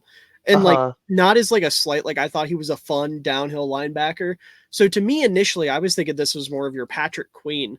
But I see what you're saying. I can see your vision. I think that they kind of have their Patrick Queen in Jerome Baker that they signed from the Dolphins. Like I think, but I was thinking long term because I don't think Jerome Baker's somebody. No, probably not in your future plans. Yeah. But yeah, we'll see. I think right now, I think that's totally possible, right? Because he's only playing at 233. Right. This feels like a very long-term project. Right. And I think right now, maybe what you're trying to do is build up the skills with Knight and then figure out the fit later. Okay. But that's sort of where I saw the vision with him. Okay. Barner to me is a very low ceiling, high floor player. He looks like a Disley replacement. Blocking tight end. Exactly. Right. Right. Like that's exactly what he's there to do. Fant is there long term now, but my God, he's no blocker. No. Right. And I like Fant. I think he was not utilized enough and well enough throughout his entire tenure in Seattle so far. So the contract that he got, I'm not mad at, but he's no blocker. Barner is a guy similar to Disley. You're going to play him in line, basically like a true Y, and have him mainly in there on running downs. He can go out there and make some plays in the passing game, but mainly he's there to just have an extra blocker in there. And I think it's going to be similar to Pharaoh Brown. I think those are the two roles. I don't really know what the vision is here with the two Auburn quarterbacks. And I haven't really watched him yet. I like DJ James. But... I was going to say I like James too. Yeah, I never watched him. You're telling me you don't see the vision with Nehemiah Pritchett? Nehemiah? Nehemiah? Yeah, okay. Nehemiah. Fucking insane name. It's a Christian name. Is that what that is? Okay. Yes, yeah. Being someone who was raised in the Methodist church, yeah, Nehemiah is Okay. Yeah. I see it now. We got one of my Utah guys. I actually am not so sure how to say his name, but I'm not going to try and butcher that. But the guard, I think he played tackle for Utah. I really think he's going to play guard, right? Doesn't quite have the power, the arm length to be playing tackle, but I think he's got a solid anchor, kicks out quickly. You're going to find that mobility in like what Grubb wants to do. I really think Grubb is going to run a lot of zone for this offense, and just like pull their guys quite often when they're running gap. Haynes and Satoya. Hold on, I got it. Okay. Shit. So, it is Satawa Laumea. Okay. Satawa Laumea. So I think that, Haynes and Laumea both are very good movers. Like, I think that is really a test to what the running game is going to look like this year, now under Grubb instead of Shane Waldron. And I really don't think it's going to be too different. Shane Waldron ran a lot of wide zone for K9. But the Gerald pick is also really interesting because he came from Findlay legend, which is a school I have never heard of. Until this. But I mean, longtime starter. Good project at the tackle spot. Also, probably going to be a guard. That's probably where I see him. And I kind of expect him to make the practice squad instead of the final roster. But, he interviewed really well apparently with the team, like on the the like videos where teams are calling their guys to draft them. Mhm. He the first thing he said is like, you came in here, you had a great interview, we're gonna bring you in. So I think it's a guy that the coaching staff kind of fell in love with. Also off topic, another funny little phone call that happened with this team. Tyrese Knight did not pick up his phone. That's He didn't funny. pick up the phone. No, not at all. Incredible. Yeah, it's right. He was out in like the middle of nowhere with no reception and like didn't know he Okay. was getting drafted for a little while. Incredible. Yeah. So So I want to go back a little. I think the AJ Barner pick, mhm. I think him and Fant are kind of going to play out how, and Fant obviously isn't the blocker that TJ Hawkinson is, but it's going to be the same thing as Hawkinson and Oliver last year, where you're Right. just Yeah. going to use Fant. It's like in the two passing completely game. separate roles. Like it's Yep. almost different positions. Yeah, Yep. I think that's exactly right because that's what Seattle's done in the past. Yep. Last year the core was, I mean, Fant was there, but it's Disley and Parkinson there who are both Yep. primary blockers, and I think that's exactly what you're getting out of Barner and Pharaoh Brown. Yep. Who's Seattle's new OC? I know you Ryan said his Grubb. name. Yeah, he was Washington's OC last year. Who So had you're a- telling me there's a chance that Seattle brings it back? It's possible. That's why there was a ton of people mocking Troy Fatano to us. There's a ton of people mocking Penix to us. Right. Which thank God that didn't Gross. happen. But yeah, Grubb had originally taken Bama's new head coaching job in lieu of Saban's departure. Uh-huh. But he ended up like he introduced himself to the team saying like, I'm your new OC, and then left again for the Seattle job. Which I thought was really funny. But yeah, I'm not totally familiar with his game quite yet. I know like some of the passing concepts that he used at Washington, like he did a lot of stack receiver sets to kind of create some deep one-on-ones, which I think is really great for DK and Lockett. I didn't know you guys had LaVisca Chenault. We Interesting. do. Yeah, I mean he's no guarantee to make the team, but No. yeah, that's a cool I think one. he's fairly likely. Just I don't love a lot of the receiving depth, and I think Chenault can just be fun. He's not going to get a lot of playing time, but when he does, he's fun. Like a fun little gadget guy to I know you haven't watched much on him, especially since. Do you use the same? What's the guy's name? Cut-ups. Do you use that for all your film stuff? I do. Well, this is why nobody watched him, because he didn't make Caddy's cut-ups. I just know how to get the University of Wyoming stuff. I think you're going to like Easton Gibbs. He was undrafted free agent linebacker out of Wyoming. Okay. Be careful telling Jackson he's going to like a UDFA, because when I did that last year, it backfired and he didn't make the team. He didn't make it's first cut. Well, Yeah. see, that was really funny. It's one of those things. I don't know. I'm pretty good at my guesses with who will be good UDFAs because I only said there were going to be 2 last year. Pace, and who was the other one? Carter, who like still hasn't really done Andre Carter. Yeah. The Army guy. Slenderman Gumby. Slenderman. Yeah. I liked him. I was like, I don't know if he ever ends up taking a snap, but and he still hasn't. Well, he was just a practice squad guy for us last year. Still on the roster though. Well, there you go. To this day.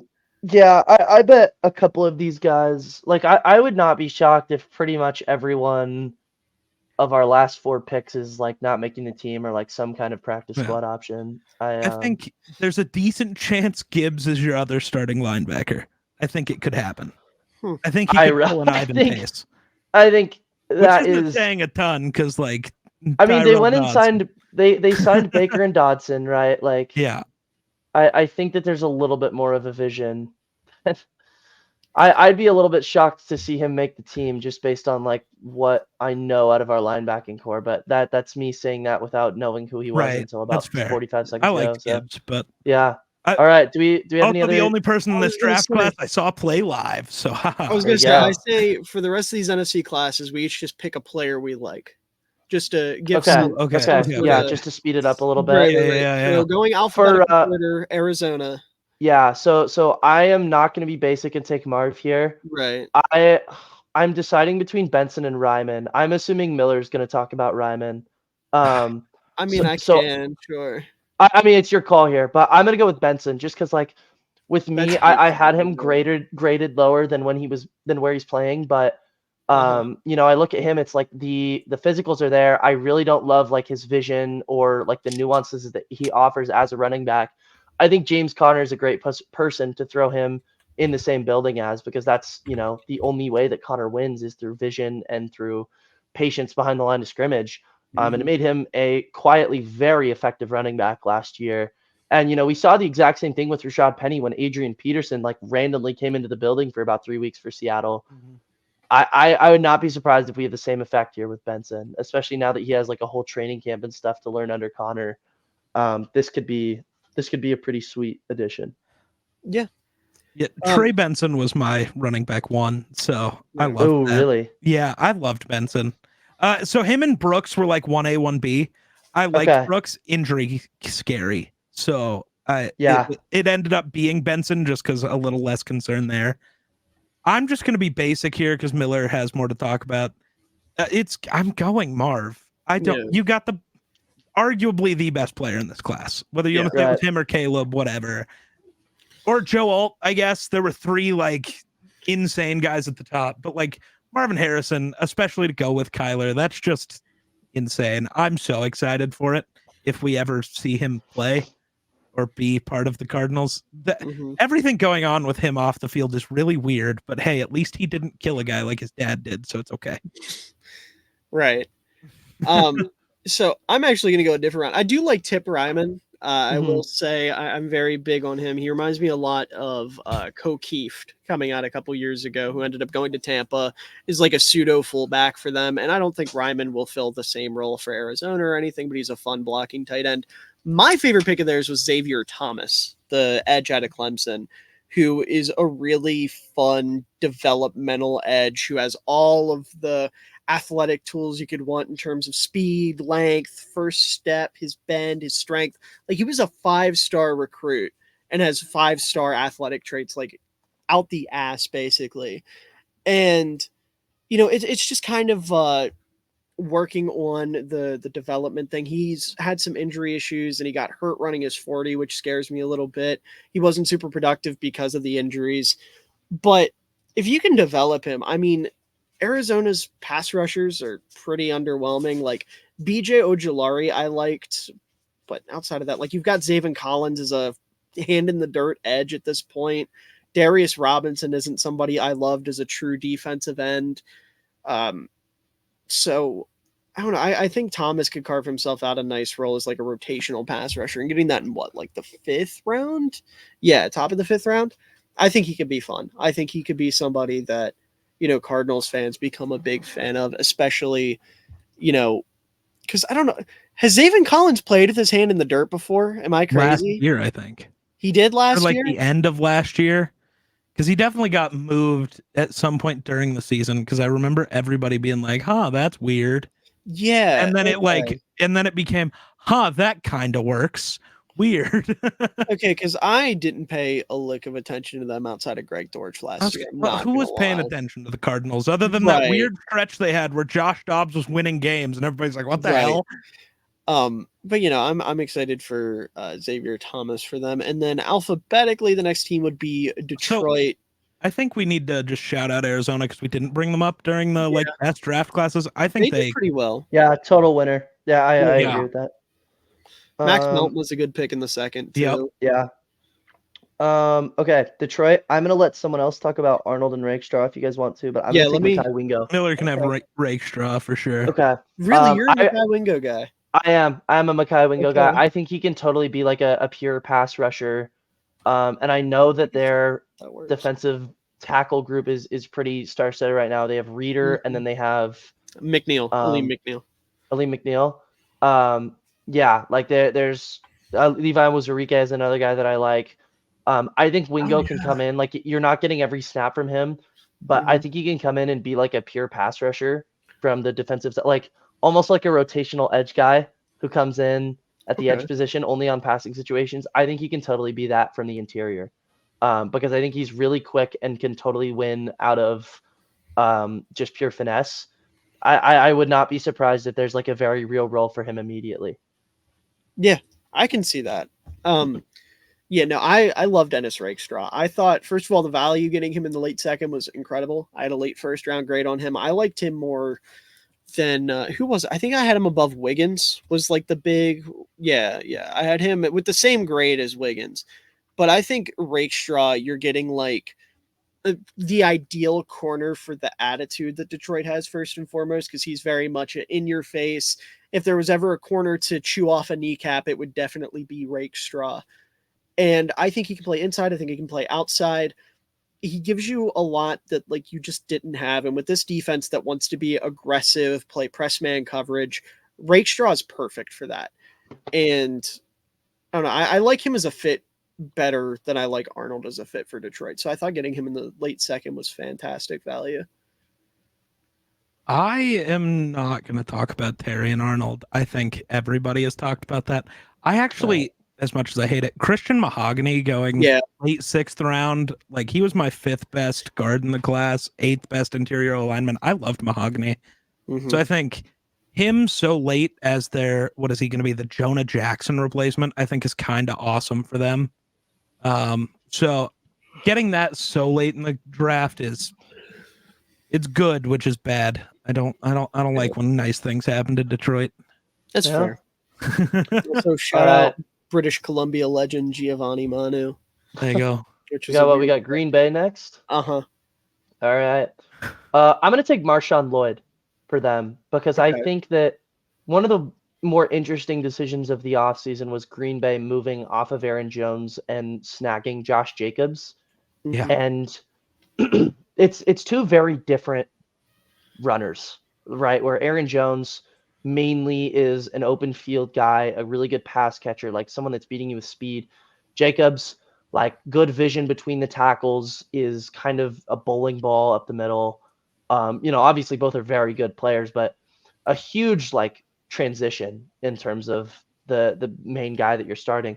I think Lloyd is a cool like option behind Jacobs that still offers the Jones sort of role where, he's going to be a good pass catcher, good pass blocker, probably isn't taking too many carries this year, but if he does, they'll mainly be to the outside and let him like try and get to the open field. I think that's really awesome. I think 3rd round value on him is good. He's a really good like supplemental option to Jacobs. Yeah, I didn't like Lloyd a whole lot, but I do like the Really? fit with Green Bay. I think he makes Yeah. sense there. Like he's a good compliment, like you said. For me, I got to go with Michael Pratt. I think first of all, getting him in the 7th was insane value. I had a 4th round grade on him. I thought he's one of those quarterbacks where like he's going to come in as a backup and probably only ever be a career backup. But with how well he sees the field and just how smart of a player he is, I could absolutely see him being someone that like in 3-4 years, whenever his contract's up, he hits the open market, somebody tries to bring him in and like make him work, or at least try him as like a bridge quarterback. I think he's going to very quickly take over as QB2 in Green Bay, and getting him in the 7th round, like I said, I thought was fantastic value. So I hate that they did that, especially after they made the mistake of taking Sean Clifford in like the 4th last year or something stupid like that. Like they redeemed themselves on that front for sure. I am going Javon Bullard. I think so I had him as my 4th best safety on the board. I kind of 3rd best. I didn't know where to put Cooper DeJean, so I just put him at safety because to me that makes more sense. Because I feel like DeJean's going to play the Brian Branch, Kyle Hamilton, Josh Metellus role, and I feel like they always end up listed as a safety anyways. So Bullard was like my 3rd safety on the board. I think they could have done a little better, but I think he goes really well as your safety next to Xavier McKinney. I think he's a good pairing there. So I think that to me is probably just their best pick overall. Yeah, I can see that. All right. We got New Orleans? Yeah, the Saints. Ooh. All right. I'm really debating here between Rattler and Jalen Ford because I really like both of those guys. But I'm going to go Rattler. Okay. Rattler is a guy that I had him as my QB4, believe it or not. I know that a couple of like the main sort of figureheads out there on Twitter agreed with me. I think Klassen had him somewhere around the same spot. just charting him is so awesome. I think that he offers a hell of a lot in the pocket. That, and again, another terrible comp by Matt Miller there for Zach Wilson. Is that what it says? Yes, yeah, that's terrible. Jinkies. But That's not good. yeah, I mean, Rattler with him, it's like there's a couple reasons he fell, and they're very understandable. He did this reality show when he was a high schooler and just came off as like a total asshole. He also is just not a good athlete at the quarterback position. He's an older quarterback. Like there's plenty of knocks on him, but I think he's really nice within the pocket. He reminded me a lot of Nix, except I thought he was testing tight windows at a lot better of a rate than Nix was, which is why I had him above Nix. I think he moves well when pressure's in his face, moves through his reads really efficiently. And I really would not be surprised if we're looking at like a mid-tier starter here, right? Like the Saints 2 years in a row have gone with the like a lot of the sneaky like film Twitter crushes in him and in Jake Haener. And I think just given how bad Carr is, not only how bad he was, but how like much worse he got towards the end of the season, I think there's very serious pressure in this quarterback room. And so I would not be surprised if one of those two is getting some very serious snaps towards the end of the season. I think Rattler's really interesting because he was projected to be the number 1 overall pick a couple of years ago, and like could have been that, but it got really weird. I don't know if him in a quarterback competition is the best thing for him. He doesn't like those. He can't operate under that type of pressure. Carr. Like, Carr's bad, dude. Yeah. Carr, I really feel bad. like we talk way more shit about Carr than what's deserved because we prop up a lot of guys who are really bad. I used to feel that way. I used to feel that way. I'm not saying he's like good. I don't. I'm saying he's like for a long time. Well, I think we're approaching on like bottom 5 territory at this point with Carr. I don't know about that. I don't think he's far off. Bottom 10 at least. Yeah.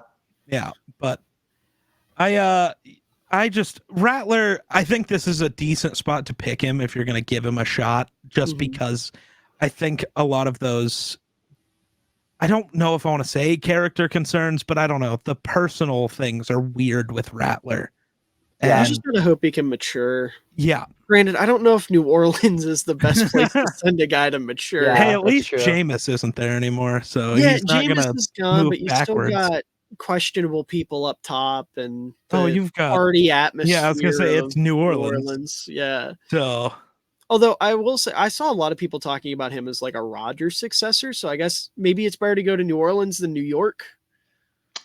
It's true. Is it? I mean, I think the lights aren't as bright. No, that's fair.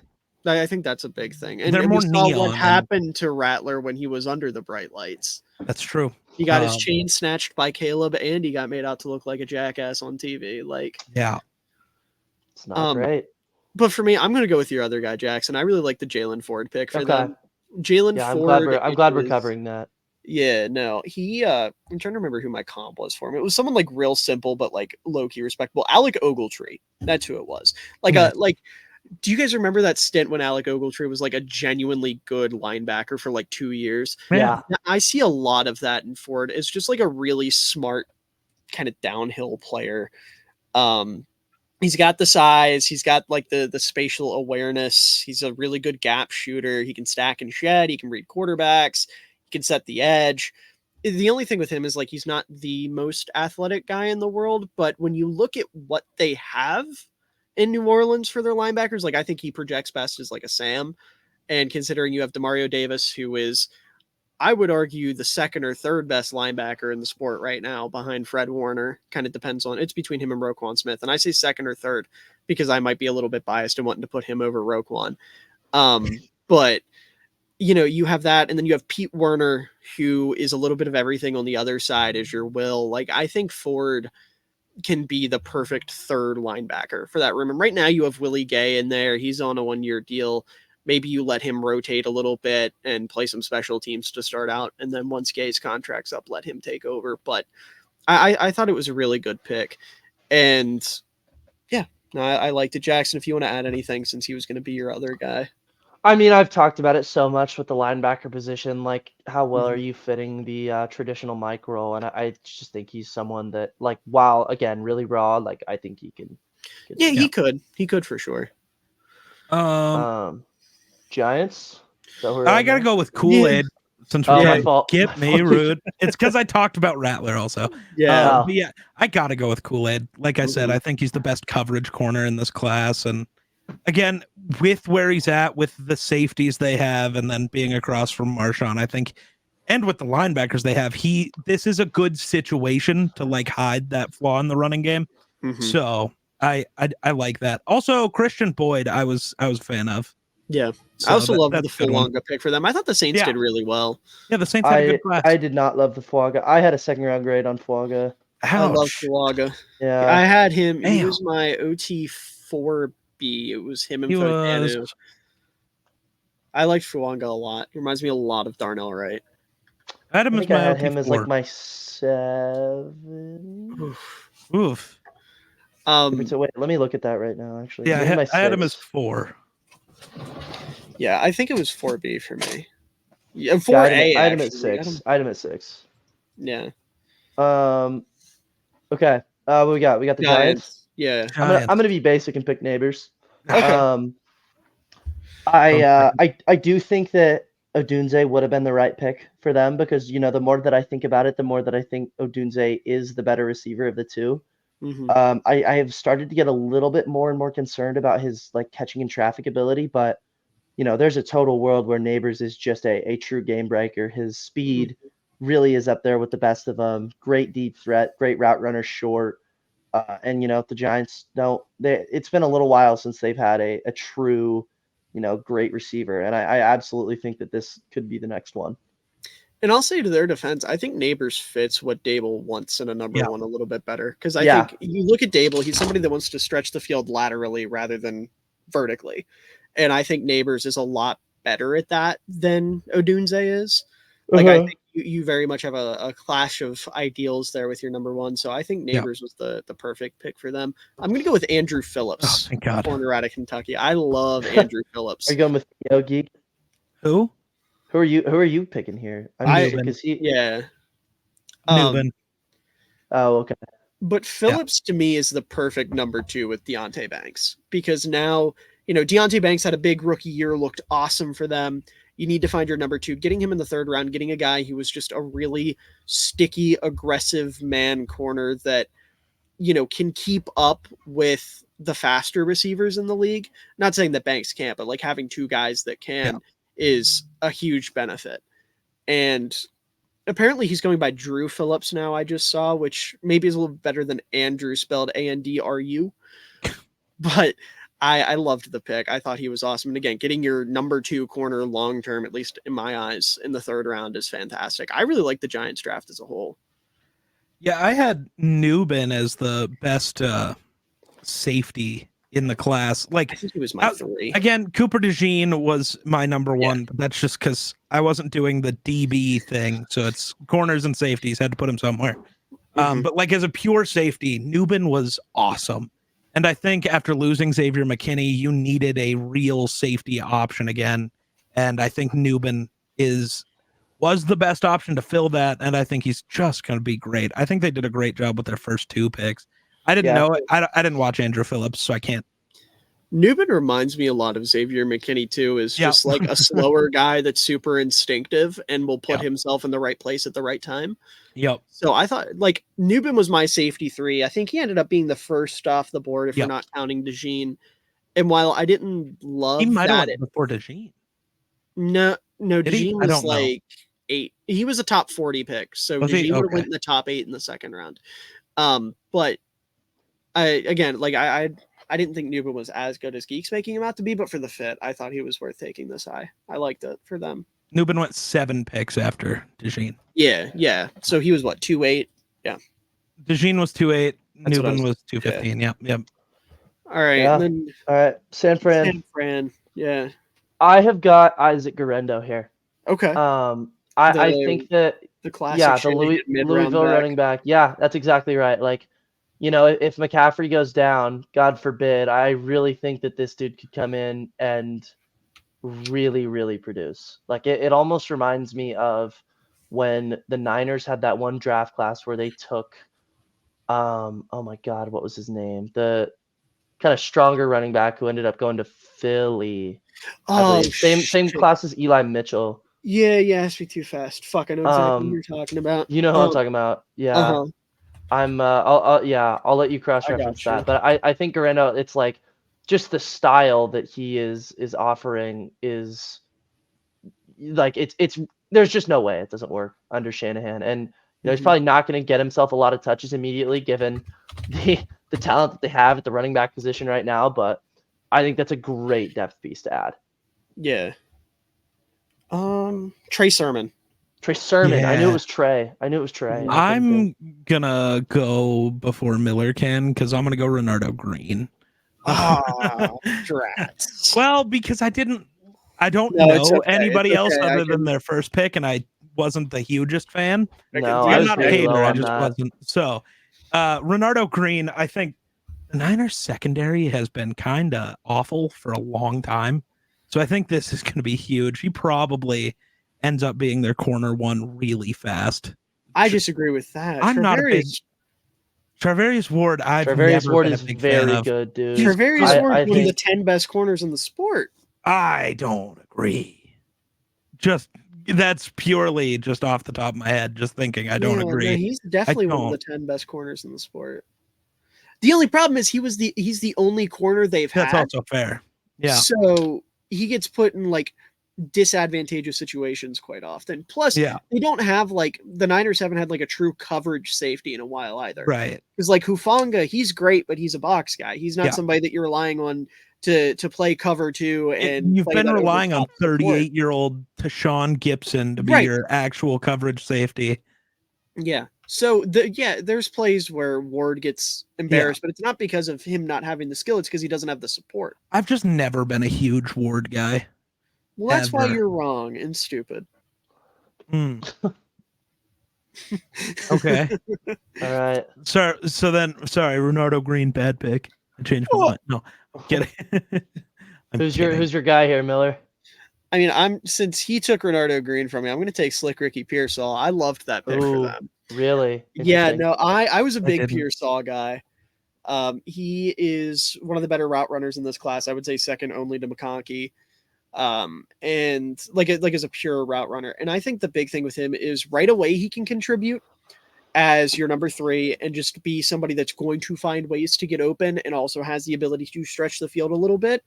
And then once Ayuk leaves, because I think that's inevitable at this point, I don't think you can afford to pay Ayuk $30 million a year that he's going to end up getting somewhere. Pearsall You should have shipped him though. You should totally have, absolutely. I agree with that wholeheartedly, but they didn't. And I think Pearsall can play the role that Ayuk's playing. I'm not saying he's going to be as good as Ayuk, but he can create a lot of the separation, run a lot of the same routes, do a lot of the things that Ayuk does, and just being open and being consistent for Purdy. And again, I don't think he's going to be as good as Ayuk, but I think he is a perfect replacement long term, and he can contribute right away. And getting him at the tail end of the first round when I thought he was worth picking around here was great. And then I also love the other receiver they took, Jacob Cowing. I thought that was a really nice I was pick. gonna say I really like Cowing as well, but in fact, the Niners are another team I thought killed it. Like I can't speak to their last 2 picks, but I thought they hit on every other one. Pooney was a guy I really liked. Mustafa was my top safety. Like I liked what they did. Like your top safety? Well, yeah, I didn't have DeJean as a safety. I had DeJean as a corner. Interesting. I don't think I even watched Mustafa. Yeah, I had Mustafa. It was Mustafa, Bullard, Newbin were my top 3. This was a really weird class for like the amount of guys you'd watch and go, I've never heard of this other guy who somebody thinks is the best in the class. Weird. Yeah, especially with the safeties. It just wasn't a great safety class. Yeah. Yeah, and then Tampa here. What are we thinking? I've got Bucky. Easy one for me. I've got Bucky. Incredibly shifty as a running back. And I know that oh God, what's his name? The running back Rachaad White. Yeah. I know that he is there to take up a lot of touches, but just as a player, he really does not move me.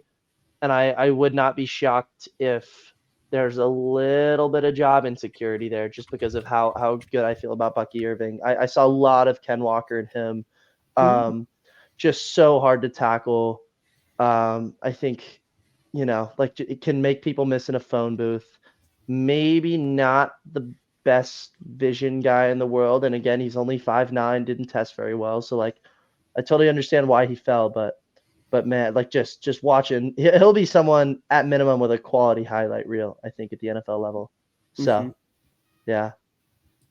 All right, I'm going to jump in here so Geek can't take my guy because I don't know what route he's going to go. I'm going to say Jalen McMillan. Fuck! The wide receiver out of Washington. Yeah, you did it to me with Renardo. McMillan, I liked more than Polk, and we know Polk went like noticeably higher. Yeah. Which was interesting. But when you look at the Buccaneers receiver room, like right now, like you have Mike Evans, he just got extended. He's going to be there for at least the next 2 or 3 years. Trey Palmer is a fine deep threat, a fine slot. Godwin always surprises me with how young he is, but I don't know how much longer he's under his last year contract. under contract. Yeah. I think McMillan can step into that role. Like, I think if you don't want to pay Godwin, if you're going to have to cut corners somewhere, even though he is younger than you would expect, he's still pushing 30. And if you don't want to be paying 2 receivers into their 30s, then getting McMillan is just a guy that, again, like Pearsall, finds ways to get open, can be reliable, isn't like super physical, isn't super great after the catch, but is going to find ways to sit down in zones, be open, be a target for Baker, and provide just a safety blanket opposite Mike Evans being Mike Evans. I think he can be a really good number 2. And I think if you were to look at Evans and Godwin, I think if you wanted to pay a guy into their 30s, you'd rather pay Evans because his game relies zero on athleticism. Like, yeah, certainly. So, and I think, that was what I was going to say, is that McMillan's like a perfect replacement for Godwin moving forward. So, I guess I'll just, I don't know, go the cheap way and go Graham Barton because I don't really know anybody else on their board. Yeah. So Barton was, I think everybody had graded as the first or second best interior lineman in this class. So I think that's a great pick. That's going to be their Ryan Jensen replacement, which they really needed. So I love that for them. Yeah, and it was the only true hole in their offensive line. Yeah. Because, like, Godeke was great last year. Malk showed some potential. Bredesen is a replacement Malk could be a great run blocker. How much Godeke changed in a year. I know. Worst offensive lineman in the league to, like, good. Yeah, he was, I mean, I don't love PFF, but he was a PFF darling last year. Yeah. They loved him. But yeah, I think that is all. Unless, I know we've been going for over 3 hours now, which this is the loss of Jake effect, I fear. Yeah. Yeah, Miller and Geek are good at yapping. Yeah. It happens. This is what's going to happen from here on, most likely, unless we get a guest on here that is like adamant about heading out. Which, Jackson, I appreciate you for not being adamant about heading out early. I'm glad we can catch you early because this is the earliest we've ever recorded one of these. We started at 2:00. Yeah, dude, I had to wake up before noon. It was gross. Yeah, I haven't eaten a thing today yet. I gotta go. I haven't either. I gotta go eat in the freezer. Yeah. But yeah, I think that's gonna do it. Jackson, if you want to plug anything, by all means. jpownfl on Twitter. jpownfl. You forgot how to spell it. Yeah. And we'll be back next week. It might be me and Geek. It might be me, Geek, and a third person. It might just be Geek. It might just be me. It might be a whole different cast of people. Who knows? Run the North is going to be unpredictable in their cast for the next foreseeable future, I suppose. But yeah, that's going to do it. Make sure to like and comment and subscribe and all that on YouTube. I'm not good at this intro shit or this outro shit. This is the end. This isn't an intro. I'm not good at either. I have my formula on my channel and that's what I stick with. But make sure to like and comment and subscribe and all that. We really appreciate the support, especially now that it's just me and Geek. We're trying to figure things out and sort things out and kind of transition into the next period of Run the North, but we're not going anywhere. We're still going to be around. To all of our listeners out there, we love you, even though you can't look at Jackson's beautiful face today. This is back to back where I've just done a weird ass outro. Listen, you just hit the end. Yeah, goodbye. This is the end. Bye. Gotta hit him with the bye at the end.